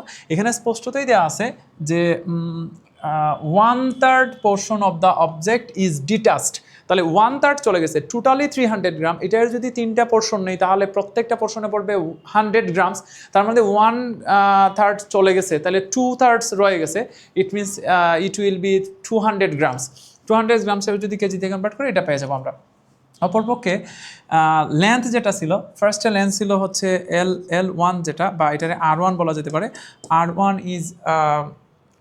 Is 70 centimetre, 70 centimetre which is 70 centimetre which is 0.7 metre. আর R2 যেটা, ইট উইল বি যেহেতু 10 সেন্টিমিটার ডিক্রিজ করে দিছে, এই যে and length of the string by 10 centimetre decrease করে দিচ্ছে 10 সেন্টিমিটার, তাহলে R2 will be 60 centimetre which will be 0.6 metre. এখানে একটু খেয়াল করে দেখো, প্রত্যেকটারই ওমেগা দুইটা দেওয়া আছে, এম দুইটা দেওয়া আছে, আর দুইটা দেওয়া আছে। এই অবস্থায় আমাদেরকে ফোর্সও দুইবার বের করতে হবে। কীভাবে বের করতে হবে? আমরা জানতাম যে টেনশন অফ দ্য রোপ যদি বের করতে হয়, which will be F1 M1 r square M1 R1 omega square omega 1 square M r omega square. Similarly F2 হবে M2 R2 omega square omega 2 square. তাহলে দেখো এখানে সবগুলো 1 ব্যবহার করছি, তাই ইনিশিয়ালি ফোর্সটা চলে আসবে, পরবর্তীতে সবগুলো 2 বসাচ্ছে, এখানে F2টা চলে আসবে। আই হোপ এতটুকু সবাই বুঝছো। সবাই এখান থেকে দুইটা ফোর্স বের করে কতটুকু ফোর্সের চেঞ্জ হবে এটা একটু বের করে নিও। আই হোপ এতটুকু আমরা সবাই বুঝছি। আওয়ার নেক্সট কোয়েশ্চেন ইজ, আচ্ছা এটা আসলে টর্ক রিলেটেড, এটা একটু পরে করতেছি।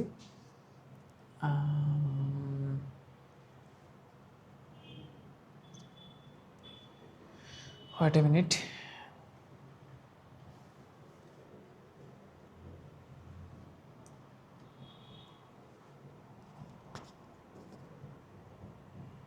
ওকে, এটাও বেশ গুরুত্বপূর্ণ, কিন্তু এটা আসলে অ্যাঙ্গুলার মোমেন্টাম রিলেটেড। এটা পড়ার আগে চলো আমরা হচ্ছে তোমাদেরকে একটু আগে বলতেছিলাম যে টেনশন অফ দ্য রোপ, যেটা বলতেছিলাম যে এই ফোর্স যেটা হুইচ ইজ সেন্ট্রিপিটাল ফোর্স অথবা সেন্ট্রিফিউগাল ফোর্স অথবা টেনশন অফ দ্য রোপ, এই তিনটা বলা যেতে পারে। এই তিনটা আসলে সবসময় বলা যায় কিনা এবং কখন বলা যায় না, কখন বলা যায়, আমরা এখন এটা শিখব। তার জন্য আমি একটা এক্সাম্পল নিচ্ছি। ওয়াইট, সবাই একটু সময় দাও, আমি একটা এক্সাম্পল দিতে চাচ্ছি, দেখি এখানে কিছু পাই কিনা।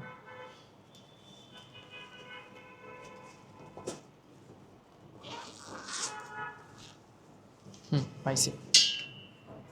আমি ধরে নিচ্ছি আমার কাছে রশি নাই, একটা ওয়্যার নিলাম, এটা দিয়ে আমি কোনো একটা অবজেক্টে বেঁধে নিছি ফার্স্টে, এই যে দেখতে পাচ্ছ, এবং এখানে একটা রশি দিয়ে বেঁধে তারা এইভাবে ঘুরাইতেছে, এই যে দেখো এটা ঘুরতেছে। এখন যখনই ঘুরবে তখন অটোমেটিক্যালি যে ফোর্সটা সৃষ্টি হয়ে যাবে, this is call centrifugal force. এবং এই সেন্ট্রিফিউগাল ফোর্সের জন্য ও আসলে চাবে এখান থেকে ছিটকে বাইরে চলে যেতে। এই সেন্ট্রিফিউগাল ফোর্সের জন্য ও চাবে এখান থেকে ছিটকে বাইরে চলে যেতে। এখন এই যে সেন্ট্রিফিউগাল ফোর্সের জন্য ও এখান থেকে ছিটকে বাইরে চলে যেতে চাচ্ছে, আবার কথাটা শোনো, এই যে সেন্ট্রিফিউগাল ফোর্সের জন্য ও আসলে এখান থেকে ছিটকে বাইরে চলে যেতে চাচ্ছে কিন্তু যেতে পারতেছে না, because of tension of the rope. এখানে একটা টেনশন কাজ করতেছে যে এটা এই রোপটা আসলে তারে টেনে ধরে রাখছে, এবং এই যে টেনে ধরে রাখছে this is call centripetal force. তাহলে এখানে এই রশিটা সেন্ট্রিপিটাল ফোর্সের যোগান দিচ্ছে, তাহলে সেন্ট্রিফিউগাল ফোর্সটা তো অটোমেটিক্যালি সৃষ্টি হচ্ছে, যার জন্য চাচ্ছে ছিটকে বাইরে চলে যেতে, কিন্তু এই সেন্ট্রিপিটাল ফোর্সের জন্য আসলে যেতে পারতেছে না। আশা করি এতটুকু বুঝছো, এখানে দুইটা ফোর্স আছে। এই অবস্থায় আমরা বলতেছিলাম যে তার যে টোটাল ইকুয়েশন হচ্ছে তিনটা। কী কী তিনটা? ওয়ান ইজ এফ ফিজিক্যাল হচ্ছে M V omega M R omega square, এর last one is M V square divided by আর। এই হচ্ছে সেন্ট্রিপিটাল বা সেন্ট্রিফিউগাল ফোর্স বের হওয়ার ইকুয়েশন বা টেনশন অফ দ্য রোপ। এখন একটা স্পেশাল কেস হচ্ছে এমন যে তুমি দেখবা এই যে আমরা অবজেক্টটা এখন রোটেট করাচ্ছি না, কিন্তু দেখো এখনও তার মধ্যে একটা, এই রশির মধ্যে একটা টান আছে। তাহলে তোমার যদি এখন জিজ্ঞেস করা হয় যে এটা যেহেতু এখন স্টেশনারি অবজেক্ট, ইট মিনস এটা যেহেতু এখন রোটেট করতেছে না, তাহলে তার মধ্যে কোনো সেন্ট্রিপিটাল বা সেন্ট্রিফিউগাল ফোর্স আছে কিনা? উত্তর হচ্ছে যে না, কারণ আমরা জানি সেন্ট্রিপিটাল বা সেন্ট্রিফিউগাল ফোর্স তখনই কাজ করে যখন একটা বস্তু রোটেট করে। এই যে এখন রোটেট করতেছে, এখন শিওর দুইজনই আছে এবং এই দুইজন অবশ্যই ইকুয়াল। এই জন্যই সেন্ট্রিপিটাল এবং সেন্ট্রিফিউগাল ফোর্স প্রত্যেকটা পয়েন্টে ইকুয়াল বিদায় আসলে ছিটকে বাইরেও চলে যেতে পারতেছে না, আবার সেন্টারেও আসতেছে না। কিন্তু এটারে হচ্ছে টেনশন অফ দ্য রোপ বলা যাবে না, বিকজ একটু খেয়াল করে দেখবা এখন যে অংশটাতে দেখতে পাচ্ছি এখন ঠিকই ও রোটেট করতেছে না, তার মানে সেন্ট্রিপিটাল বা সেন্ট্রিফিউগাল ফোর্স নাই, কিন্তু অলরেডি রশির মধ্যে একটা টান আছে। It means tension of the rope already আছে। এই যে tension of the rope already আছে কিন্তু এখানে কোনো সেন্ট্রিপিটাল বা সেন্ট্রিফিউগাল ফোর্স নাই, তাহলে তো ও আমাদের কথাটা মানতেছে না। সেন্ট্রিফিউগাল ফোর্স এবং সেন্ট্রিপিটাল ফোর্স এবং tension of the rope same হচ্ছে না। এখন সেন্ট্রিপিটাল ফোর্স নাই কিন্তু টেনশন আছে, দিস বিকজ অফ ওয়েট। এখানে আমাদের এই অবজেক্টের একটা ওয়েট আছে যেটা হচ্ছে ডিরেক্টলি ডাউনওয়ার্ড। এই ডাউনওয়ার্ড যে ওয়েটটা আছে তার জন্য রশি আসলে একটা টান দিয়ে ধরে রাখছে। ইট মিনস এখানে একটা টেনশন অফ দ্য রোপ টিকে আছে কিন্তু সেন্টিপিটাল ফোর্স নাই। তার মানে আমরা always centripetal force is equal to tension of the rope বলতে পারি না। এখন টেনশন অফ দ্য রোপ আছে কিন্তু সেন্টিপিটাল ফোর্স নাই, তাহলে কখন বলা যায় কখন বলা যায় না। তার আগে তোমাদের বুঝতে হবে একটা অবজেক্ট এরকম আসলে কতভাবে ঘোরানো যায়।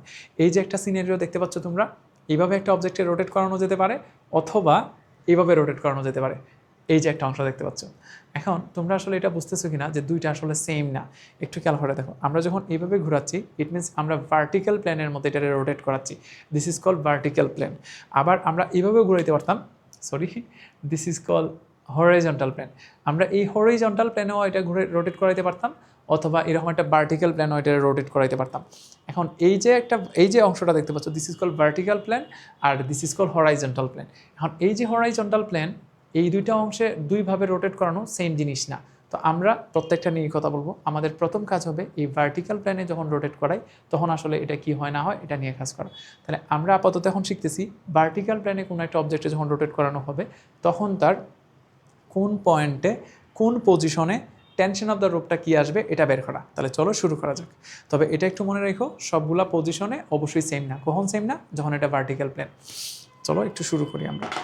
আমরা প্রথমত দেখতেছিলাম একটা মিনিট যে এই পুরো অংশটা বোঝানোর জন্যে আমি বললাম যে আমরা যে সার্কুলার ওয়েতে এটা রোটেট করাচ্ছি এটা এরকম একটা সার্কুলার ওয়েতে এটা রোটেট করতেছে। তো আমরা বেশ কয়েকটা পজিশন নিলাম।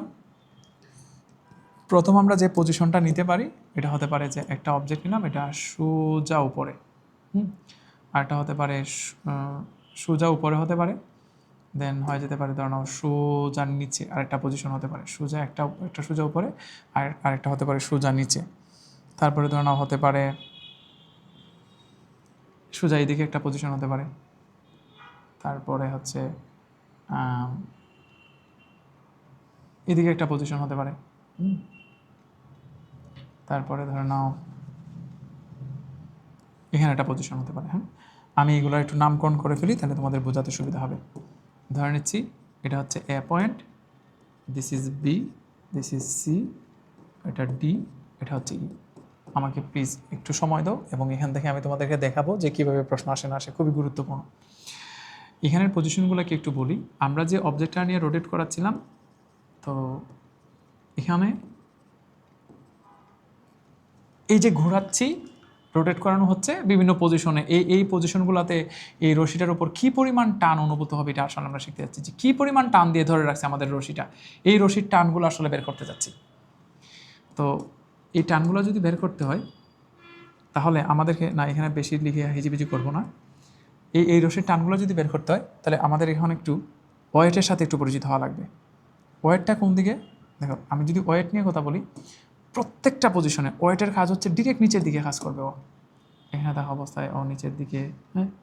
তারপরে ধরে নাও এটা বলে লাভ নাই যে একটা পজিশনে একক রকম কিনা, না অবশ্যই না। এখানে দেখা অবস্থায় ওয়েটটা নিচের দিকে, এখানে দেখা অবস্থায় ওয়েটটা নিচের দিকে, এখানে দেখা অবস্থায় ওয়েটটা নিচের দিকে, এখানে দেখা অবস্থায় ওয়েটটা নিচের দিকে। ওয়েট নিয়ে আসলে কথা বলে লাভ নাই, ওয়েট সবসময় ডাউনওয়ার্ড, ওয়েটের ডিরেকশন কখনো চেঞ্জ হয় না। তার মানে এটা তার পজিশন চেঞ্জ করলেও ওয়েটের ডিরেকশন কখনো চেঞ্জ হচ্ছে না, এটা অলওয়েজ সেম। আচ্ছা, সিমিলারলি আমরা যদি সেন্ট্রিফিউগাল ফোর্সের কথা বলি, সেন্ট্রিফিউগাল মিনস হচ্ছে যার জন্য ছিটকে বাইরে চলে যেতে যাচ্ছে। তো আমরা যদি সেন্ট্রিফিউগাল ফোর্সের কথা বলি, এটা সবসময় সেন্টার থেকে ঠিক অপোজিটে থাকবে। কোথায় থাকবে? সেন্টার থেকে ঠিক অপোজিটে। যে ধরুন এখানে দেখা অবস্থায় সেন্টার থেকে ঠিক অপোজিটে। তাহলে এখানে যে ইয়েলো কালার দেখতে পাচ্ছ এগুলো কি? এই ইয়েলো কালারগুলো বোঝাচ্ছে সেন্ট্রিফিউগাল ফোর্স। এবং সেন্ট্রিফিউগাল কী কাজে লাগে? সেন্ট্রিফিউগাল ফোর্সের জন্য ও আসলে সেন্টার থেকে সোজা বাইরে চলে যেতে চায়। সেন্ট্রিফিউগাল ফোর্সের জন্য ও সোজা সেন্টার থেকে বাইরে চলে যেতে চায়। তাহলে এই প্রত্যেকটা পয়েন্টের মধ্যে মিল কোথায়? এই প্রত্যেকটা পয়েন্টের মধ্যে মিল হচ্ছে প্রত্যেকটারই ওয়েট ঠিক সেম ডিরেকশনে, হুইচ ইজ ডাউনওয়ার্ড। আর সেন্ট্রিফিউগাল ফোর্সও একই ডিরেকশন বলতে বোঝাচ্ছি সবগুলা সেন্টার থেকে ঠিক বাইরের দিকে, আউটার টু দ্য সেন্টার। তাহলে এই যে সেন্টার থেকে সবগুলোর বাইরের দিকে, this is call centrifugal force. এবং এই যে সেন্ট্রিফিউগাল ফোর্স এফ দেখতে পাচ্ছ, এই এফ এর ভ্যালু আসলে চেঞ্জ হচ্ছে না। এফ এর ভ্যালু এখানে যা, এখানেও সেম, এখানেও সেম, এখানেও সেম, এখানেও সেম। শুধু এফটা কী করতেছে? তার ডিরেকশনটা চেঞ্জ করতেছে। এবং এফ এর ভ্যালু প্রত্যেকটা পয়েন্টে m V square divided by r, because আমরা এটা যে রোটেট করাচ্ছি এটা একটা ইউনিফর্ম স্পিড নিয়ে যাচ্ছে।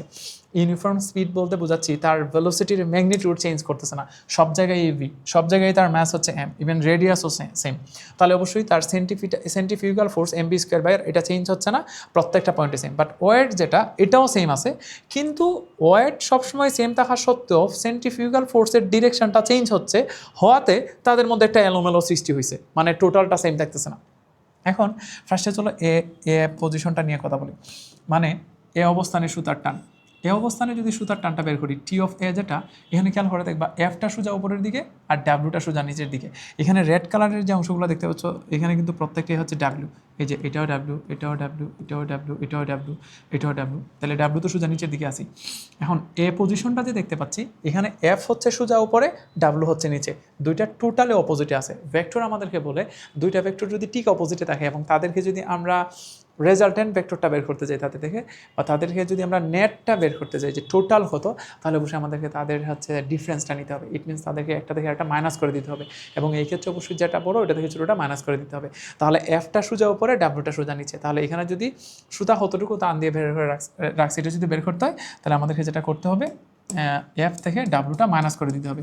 এখানে কেন মাইনাস করতেছি আবার বলি, মাইনাসটা এই জন্যই করতেছি কারণ এফ এবং ডাব্লু টোটালি অপোজিটে। এখন তোমাদের যদি প্রশ্ন জাগে যে কেন এফ থেকে ডাব্লুটা মাইনাস করতে হবে, ডাব্লু থেকেও তো এফ মাইনাস করতে পারতাম, এখানে আসলে ক্যানিটা হয়েছে এমন, এই সেন্ট্রিফিউগাল ফোর্স যদি ডাব্লুর চেয়ে বেশি বা বড় না হইতো তাহলে আসলে এটা এখানের রশিটা এত টান টান অবস্থায় থাকতো না। মানে বোঝাচ্ছি আমি, ধরে নাও আমার যে ক্ষমতা, আমার যে এবিলিটি, তার চেয়ে অনেক ভারী একটা বস্তুরে বাঁধলাম রশি দিয়ে, বাঁধানোর পর দেখা যাবে যে আমি আসলে এটার উপরেই তুলতে পারতেছি না, এটার আমি উপরেই তুলতে পারতেছি না, এই রশিটা টান টান তো হচ্ছেই না, উপরেই উঠতেছে না। তাহলে যখন উপরে উঠতেছে না ইট মিনস তখন বুঝে নিতে হবে যে তার ওয়েটটা বেশি।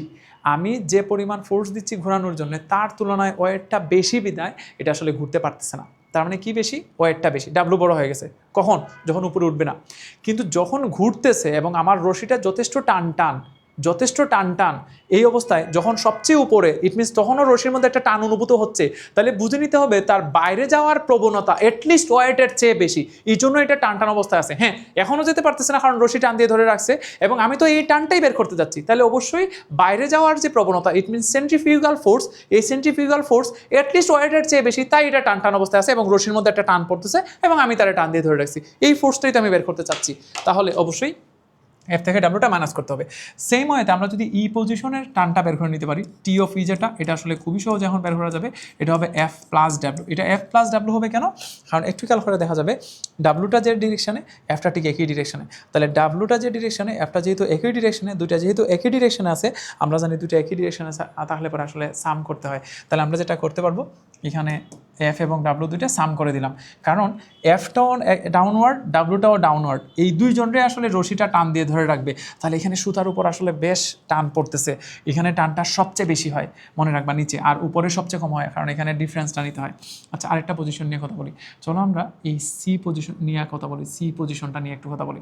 সি পজিশনটা নিয়ে যদি কথা বলি আমরা, তাহলে দেখা যাবে যে এফটা হচ্ছে একদম হরাইজন্টালি আছে আর ডাব্লুটা আছে সোজা নিচের দিকে। তাহলে এই অবস্থায় আমরা যদি এফ এর দিকে ডাব্লুর কম্পোনেন্ট নিতে যাই, তাহলে এই অ্যাঙ্গেলটা যেহেতু 90 ডিগ্রি, তাহলে এই এফ বরাবর এই ডাব্লুর কম্পোনেন্টটা পাবো ডাব্লু কস 90 ডিগ্রি। তোমরা যারা এটা বুঝছো না এটা বাদ দিয়ে দাও, চলো আমরা ডি অবস্থানটা নিয়ে আগে কথা বলি, তাহলে আমার সিটা বোঝাতে সুবিধা হবে। এখানে যে ডি যে পজিশনটা দেখতে পাচ্ছি, এখানে ডাব্লু যেটা বা ওয়েট যেটা, এটা সোজা ডাউনওয়ার্ড, আর এফটা একটা সেন্টার থেকে সোজা বাইরের দিকে আছে। আমাদেরকে এই অ্যাঙ্গেলটা আসলে দিয়ে দিবে। আমরা ধরে নিচ্ছি দিস ইজ টিটা 1, আমি যেভাবে বলতেছি ঠিক এভাবেই নোট করো। ধরে নিচ্ছি দিস ইজ টিটা 1, এই টিটা 1টা তারা দিয়ে দিবে। এখন টিটা 1টা কার সাথে কার কোন একটু খেয়াল করে দেখো। টিটা 1টা হচ্ছে সেন্টার থেকে যে ঠিক ডাউনওয়ার্ড যে লাইনটা টানা হয়েছে, this is call negative y axis, or ঠিক ওয়েটের ডিরেকশন। আমরা জানি ওয়েট বা গ্র্যাভিটেশনাল অ্যাক্সেলারেশন, গ্র্যাভিটেশনাল ফোর্স, এটা টোটালি ডাউনওয়ার্ড হয়। এই যে সোজা নিচের দিকে তার সাথে একটা পজিশন হুইচ ইজ ডি, এইটা যে পরিমাণ অ্যাঙ্গেল ক্রিয়েট করছে দিস ইজ থিটা 1। এখন এখান থেকে স্পষ্টতই বোঝা যাচ্ছে এটা যদি থিটা 1 হয় তাহলে এটাও থিটা 1ই হবে। কেন থিটা 1 হবে? কারণ একটু খেয়াল করে দেবা, এটা আসলে একই লাইন, আর এই লাইনটা আর এখানে ডাব্লু যেটা এই both are perpendicular to each other, তাহলে এটা যেহেতু পারপেন্ডিকুলার এবং এটা যেহেতু একই লাইন, তাহলে এটা যদি থিটা 1 হয় এটাও থিটা 1ই হবে। তাহলে আমরা জানতাম কোনো একটা ভেক্টরের যদি কম্পোনেন্ট নেই, ধরে নাও এটা পি ভেক্টর, হ্যাঁ আমি একটা জিনিস দেখা, ধরুন এটা পি ভেক্টর, তাহলে এই কোণটা যদি থিটা হয় তাহলে অবশ্যই এটা পি কস থিটা, কারণ যার সাথে অ্যাঙ্গেল থাকে তারে কস দিতে হয়। তাহলে সেম, তাহলে দেখো এটা হচ্ছে ডাব্লিউ, এটা ডাব্লিউ, তাহলে এই দিকের উপাংশটা কত আসবে, ডাব্লিউ কস থিটা 1। তাহলে এই ডাব্লিউ কস থিটা 1 এর পরিচয়টা কি, ডাব্লিউ কস থিটা 1টা হচ্ছে এফ বরাবর ডাব্লিউ এর উপাংশ, কার বরাবর, the component of W along F, it means centrifugal force. তাহলে সেন্ট্রিফিউগাল ফোর্স বরাবর ডাব্লিউর যে component which is W cos theta 1, তাহলে এই এফ বরাবর এখন দেখা যাচ্ছে দুইজন আছে, কে ডাব্লিউ কস থিটা 1 আর এফ। তাহলে এই এফ বরাবর দুইজন ডাব্লিউ কস থিটা 1 আর এফ। একটু খেয়াল করে দেখো, এফ বরাবর ডাব্লিউ নাই, কিন্তু ডাব্লিউ এর পুরো অংশটা এফ বরাবর নাই, ডাব্লিউর একটা কম্পোনেন্ট আছে এবং কতটুকু আছে, ডাব্লিউ কস থিটা 1। তাহলে এই দিকে আছে F R W cos theta 1, এই দুইজনই টেনে ধরে রাখছে সুতাটা। তাহলে সুতার টান ডি অবস্থানে সুতার টান যেটা আসবে, প্রথমত এফ রে টেনে ধরে রাখছে আর এটা হচ্ছে ডাব্লিউ কস থিটা 1, এই দুইজনটা আসলে টেনে ধরে রাখছে, তাহলে এটা আসবে টোটাল ফোর্স। আচ্ছা এখন আসো সি পয়েন্টটা নিয়ে কথা বলি, টি অফ সি। সি অবস্থানে যদি সুতার টান বের করতে হয় তাহলে দেখা যাবে এফটা এইদিকে আর ডাব্লুটা সোজা নিচের দিকে, মানে মধ্যবর্তী কোণটা হচ্ছে 90 ডিগ্রি। মধ্যবর্তী কোণ 90 ডিগ্রি কার ডাব্লু এবং এফ এর। তাহলে ডাব্লু এবং এফ এই দুইজনের মধ্যবর্তী কোণ যেহেতু 90 ডিগ্রি, মানে আবার শোনো, ডাব্লুটা সোজা নিচের দিকে, এফটা সোজা এইদিকে, এই অবস্থায় পুরো কোণটা যেহেতু 90 ডিগ্রি, তাহলে আমরা যদি এফ বরাবর ডাব্লুর উপাংশ নিতে যাই তাহলে আনসার আসবে ডাব্লু কজ 90। এই যে ডাব্লু কজ 90 দেখতে পাচ্ছ, ইট মিনস এটা 0 হয়ে গেল, তার মানে দাঁড়াইলো এফ বরাবর ডাব্লুর আসলে কোনো কম্পোনেন্ট নাই। তাহলে রশিদ শুধু টান দিয়ে ধরে রাখছে কারে, এফ রে। তাহলে আমরা লিখতে পারবো এফ প্লাস ডাব্লু কজ 90, এটা লেখারই দরকার নাই, আসলে শুধু কজ 90 তো 0, শুধু এফ লিখলেই হবে। তাহলে সি অবস্থানে সুতার টান শুধুই এফ, এদিকে ডাব্লুটা সোজা নিচের দিকে হতে এফ বরাবর ডাব্লুর কোনো কম্পোনেন্ট নাই। এটা অবশ্যই আমরা ডাইনামিক্সেও পড়ে আসছিলাম, গ্র্যাভিটেশনাল অ্যাক্সেলারেশন যেটা, এটা আসলে হরাইজন্টালি কাজ করে না, এটা সোজা ডাউনওয়ার্ড, আর আপওয়ার্ড হলে মাইনাস জি দিতে হয়, হরাইজন্টালি হলে 0, হরাইজন্টালি তার কোনো কম্পোনেন্ট নাই। আই হোপ এতটুকু আমরা বুঝছি। এখন আসো আর রয়েছে ডি অবস্থান, ও ডি তো শেষ, এখন রয়েছে বি অবস্থান। এটা একটু ঝামেলার, বি অবস্থানটা সবাই প্লিজ একটু মনোযোগ দিয়ে শোনো। বি অবস্থানটা যদি বের করতে হয় আমাদেরকে এই কোণটা আসলে দিয়ে দিবে তারা, এই যে কোণটা দেখতে পাচ্ছ, ধরে নিচ্ছে এই কোণটা হচ্ছে থিটা 2, এই কোণটা যদি থিটা 2 হয় তাহলে এই থিটা 2 এর ভ্যালু আর এখানে যে কোণটা দেখতে পাচ্ছ এই থিটা 2 এর ভ্যালু, এই দুটো আসলে সেম। তাহলে এটা যদি থিটা 2 হয় এটাও থিটা 2, তাহলে এটা থিটা 2 হলে এটাও থিটা 2। এদিকে এটা যদি এফ হয় তাহলে এটা আসবে এফ, হ্যাঁ সরি এটা কি নিচ্ছি, এটা যদি ডাব্লু হয়, এই কোণটা যদি থিটা 2 হয় তাহলে এই কোণটা কতটা যদি জিজ্ঞেস করা হয় এটা হবে পাই মাইনাস থিটা 2। কেন পাই মাইনাস থিটা 2 হয়েছে, কারণ এখান থেকে শুরু করে এই পুরোটা যে দেখতে পাচ্ছ এই পুরোটা কিন্তু পাই বা 180, এই পুরোটা যেহেতু 180, তার মধ্যে উপরের কোণটা যদি থিটা 2 হয় তাহলে এই কোণটা আসবে পাই মাইনাস থিটা 2। এখন আমরা যদি এই যে ডাব্লু দেখতে পাচ্ছ, ডাব্লুর যদি এই দিকের কম্পোনেন্টটা নেই তাহলে এটা পাবো আমরা, এটা কি পাবো একটু দেখো, ডাব্লু ইন্টু কজ পাই মাইনাস থিটা 2। তোমরা একটু খেয়াল করে দেখবা, এখানে যখন থিটা 1 ছিল তখন কিন্তু ছিল ডাব্লু কস থিটা 1, এখানে যখন 90 ছিল তখন ডাব্লু কস 90। তাহলে এখন তো আর থিটা 2 না, এখন কিন্তু থিটা 2 না, ঝামেলা বাদায় না, এখন থিটা 2 না, এখন হচ্ছে ডাব্লু পাই মাইনাস থিটা 2। কেন পাই মাইনাস থিটা 2 হইলো, আচ্ছা ওয়েট, কেন পাই মাইনাস থিটা 2 হয়েছে, উপরেরটা থিটা 2, এটা তারা দিয়ে দিবে। তাহলে এটা যদি থিটা 2 হয় এটা থিটা 2। এখন আমাদের তো দরকার ডাব্লু এর সাথে কতটুকু অ্যাঙ্গেল আছে, তাহলে সোজা উপরের দিকে যদি হয় থিটা 2 তাহলে পুরোটা মিলে হচ্ছে পাই, তাহলে ডাব্লুর সাথে যে এফ এর যে অ্যাঙ্গেলটা এটা তো আসবে পাই মাইনাস থিটা 2, তাহলে কম্পোনেন্টটা আসবে ডাব্লু কস পাই মাইনাস থিটা 2। আচ্ছা তাহলে একটা হচ্ছে এফ আর একটা হচ্ছে ডাব্লু কস পাই মাইনাস থিটা 2। এখন আমরা যদি এটার একটু সলভ করতে যাই তাহলে দেখা যাবে এখানে পাই মানে 90 আছে দুইটা, মানে ইভেন সংখ্যক। আমরা জানি ইভেন সংখ্যক যদি থাকে তাহলে ত্রিকোণমিতিক অনুপাত পরিবর্তন হয় না, তাহলে কজই থাকবে। তাহলে ডাব্লু লিখলাম, কজ লিখলাম, থিটা 2, কিন্তু পাই মাইনাস থিটা 2 এটা আসলে সেকেন্ড কোয়াড্রেন্টে কজ মাইনাস, তাই আসলে মাইনাস হয়ে যাবে। তাহলে ডাব্লু কজ পাই মাইনাস থিটা 2। আবার শোনো, কজই কেন রইলো, পাই 90 দুইটা, তাই কজই রয়েছে। পাই মাইনাস সামথিং কত number quadrant, pi minus something আসলে বোঝায় সেকেন্ড কোয়াড্রেন্টে কজ মাইনাস, তাই মাইনাস হয়ে গেছে। তাহলে F minus W cos theta 2, this is T of B. তাহলে আমরা বি অবস্থানের সুতার টান পেয়ে গেছি। দেখবা আমরা বিভিন্ন পজিশনের সুতার টান পেয়ে গেছি। আই হোপ এতটুকু সবাই বুঝছো। এখন এই যে বিভিন্ন পজিশনের সুতার টান চলে আসলো, হ্যাঁ, এই যে বিভিন্ন পজিশনে সুতার টান চলে আসলো, এত এত সূত্র আসলো, অনেকে বুঝতেছে না, অনেকের হিজিবিজি হয়ে গেছে। আমি পুরো এই অংশটারে একদম সংক্ষিপ্ততে একদম শর্ট করে বলতেছি, সবাই মনোযোগ দিয়ে শোনো। তুমি একদম সংক্ষিপ্ততে এটা কীভাবে মনে রাখতে পারো। এই পুরো অংশটা যদি দেখো তাহলে প্রথমত হচ্ছে আমরা যে অংশটা নিয়ে কথা বলতেছি এটা কিন্তু ভার্টিক্যাল প্লেনে ঘোরানো হচ্ছে। হরাইজন্টালি প্লেনে হলে এইসব ইকুয়েশন সব চেঞ্জ হয়ে যাবে। তাহলে ভার্টিক্যাল প্লেনে যখন কোনো একটা অবজেক্টে একটা স্ট্রিং দিয়ে বেঁধে রোটেট করানো হয় তখন বিভিন্ন পজিশনে তার যে টেনশন অফ দ্য রুপ এটা বিভিন্ন, তার ম্যাগনিটিউড ভিন্ন ভিন্ন হয়। এই অবস্থা এটা যদি আমাদের বের করতে হয় তাহলে আমরা যেটা করতেছিলাম অনেকগুলো সূত্র শিখতেছিলাম, এই সবগুলো সূত্রটা তুমি রিপ্লেস করতে পারবে।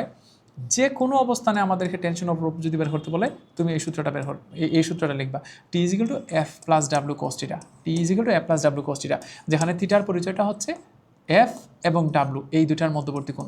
আমরা যদি এফ এবং ডাব্লু এই দুটার মধ্যবর্তী কোণ বের করতে পারি তাহলে মনে রাখবা এই এফ এবং ডাব্লুর যে মধ্যবর্তী কোণ এটাই হচ্ছে আমাদের থিটা। এফ এবং ডাব্লুর যে মধ্যবর্তী কোণ দিস ইজ কল থিটা। তাহলে T is equal to F plus W cos theta, T is equal to F plus W cos theta. এখন এই যে T is equal to F plus W cos theta দেখতে পাচ্ছ, এখানে কোণটার কি একটু শোনো। ধরে নাও আমরা যদি ফার্স্টে এই কথাটা নিয়ে একটু কথা বলি, এই পজিশনটা নিয়ে একটু কথা বলি। এফ সোজা উপরের দিকে, ডাব্লু সোজা নিচের দিকে, তাহলে angle between this two vector is pi or 180। আচ্ছা, কেউ যদি এখানে একটু 180 বসাই দেয়, দেখো তো cos 180 মানে হচ্ছে -1, তাহলে এটা এই জায়গাটা হয়ে যাবে -1, তাহলে কি এফ মাইনাস ডাব্লিউ। আচ্ছা, যারা এটা বুঝছো না তারা পরেরটা শুনো।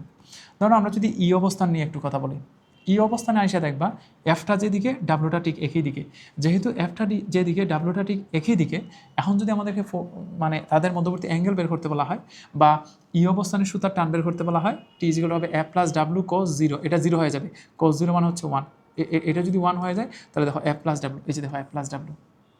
আই হোপ বুঝতে পারছো। যারা এটা বুঝছো না চলো আমরা সি অবস্থানটা নিয়ে একটু কথা বলি। সি অবস্থানে দেখবা এফ যেদিকে ডাব্লু যেদিকে তাদের যে অ্যাঙ্গেল এটা হচ্ছে 90 ডিগ্রি, তাহলে আনসারটা আসবে এফ প্লাস ডাব্লু কজ, এখানে লিখতে হবে 90, আমরা জানি cos 90 হচ্ছে 0, তার জন্য এই জায়গাটা চলে যাবে। তাহলে সি অবস্থানে সুতা টান আসবে শুধু এফ এর সমান। তাহলে একটু খেয়াল করে দেখো, এটা একদমই সহজ। তাহলে আমাদের যে কোনো অবস্থানে হোক অলওয়েজ আমরা লিখব সুতার টান টি যেগুলো হচ্ছে F plus W cos theta, যেখানে থিটাটা হচ্ছে এফ এবং ডাব্লুর মধ্যবর্তী কোণ। আচ্ছা, এখন যদি আমরা এটা নিয়ে কথা বলি, হ্যাঁ, এটা কি অবস্থান? ডি অবস্থান। ডি অবস্থানে দেখো এফ আর ডাব্লুর মাঝে একটা কোণ আছে, দিস ইজ থিটা 1, তাহলে আমাদের লিখতে হবে F plus W cos theta 1। এই যে দেখো ডি অবস্থানের সুতার টান F plus W cos theta 1। আর সবচেয়ে ইম্পর্টেন্ট যেটা বি অবস্থান, বি অবস্থানে এখানে কিন্তু তারা থিটা 2 দিয়ে দিছে, কিন্তু থিটা 2 কিন্তু আমাদের থিটা না। আমাদের যে থিটা এখানে যে থিটা, এখানে খেয়াল করে দেখো এখানে যে থিটা, এখানে থিটার পরিচয় দেওয়া আছে এফ এবং ডাব্লু এই দুজনের মধ্যবর্তী কোণ থিটা, কিন্তু এখানে যে তারা থিটা 2টা দিয়ে দিছে এটা কিন্তু এফ এবং ডাব্লুর মধ্যবর্তী কোণ না, ডাব্লুটা কিন্তু নিচের দিকে আর এফটা কিন্তু এই দিকে। তাহলে আমাদের দরকার এই কোণটা, যেখানে এই কোণের মান হচ্ছে পাই মাইনাস থিটা 2।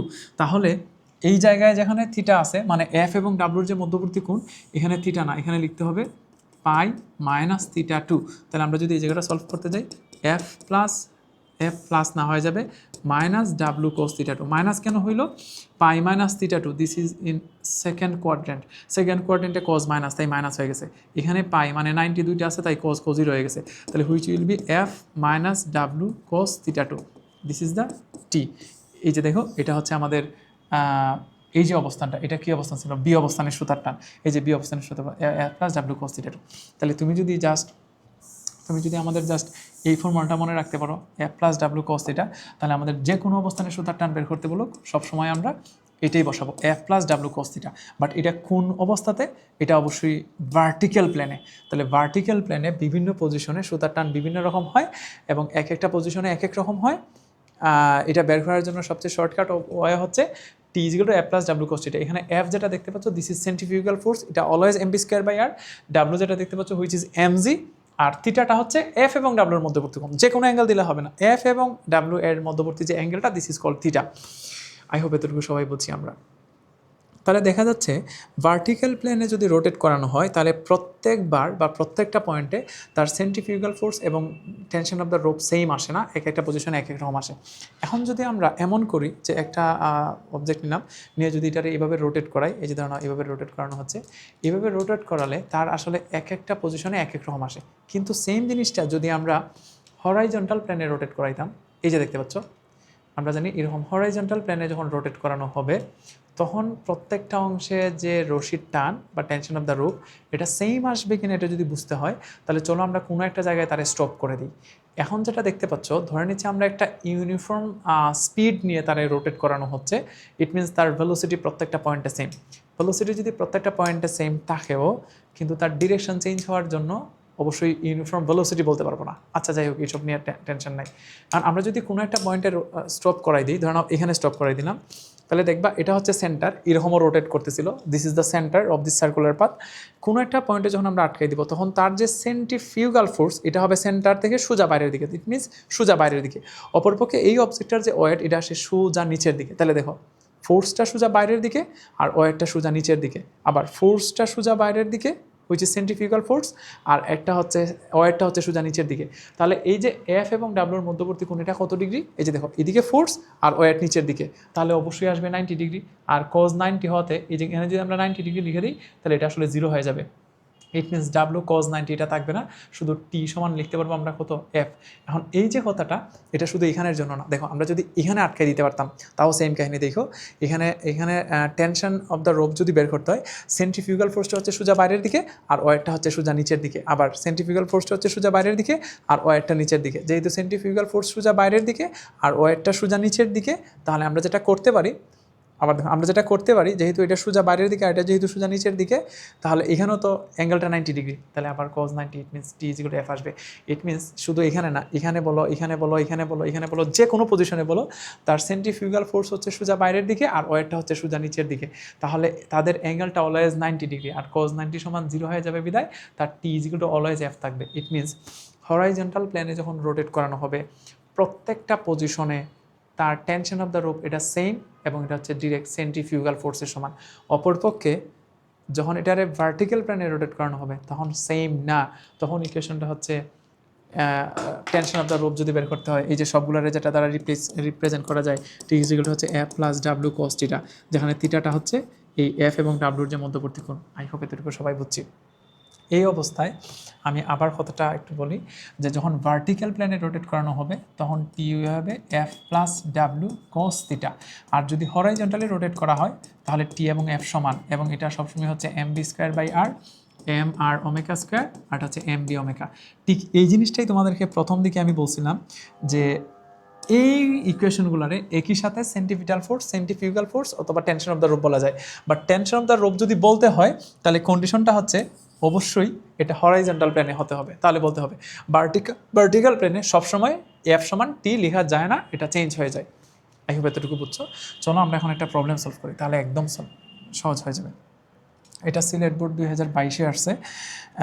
এই যে সিলেট বোর্ড 2022-এ একটা কোয়েশন আসছে। কোয়েশনটা হচ্ছে এমন যে এখানে একটা অবজেক্ট দেখতে পাচ্ছ, a piece of stone weighing 100 gram, this is the mass, is being rotated at a speed of 4 meter per second. This is the v vertically, এই যে একদম স্পষ্টতে বলা আছে vertically, this is v, this is vertically in a circular path of 1 meter radius. This is the radius, this is the r.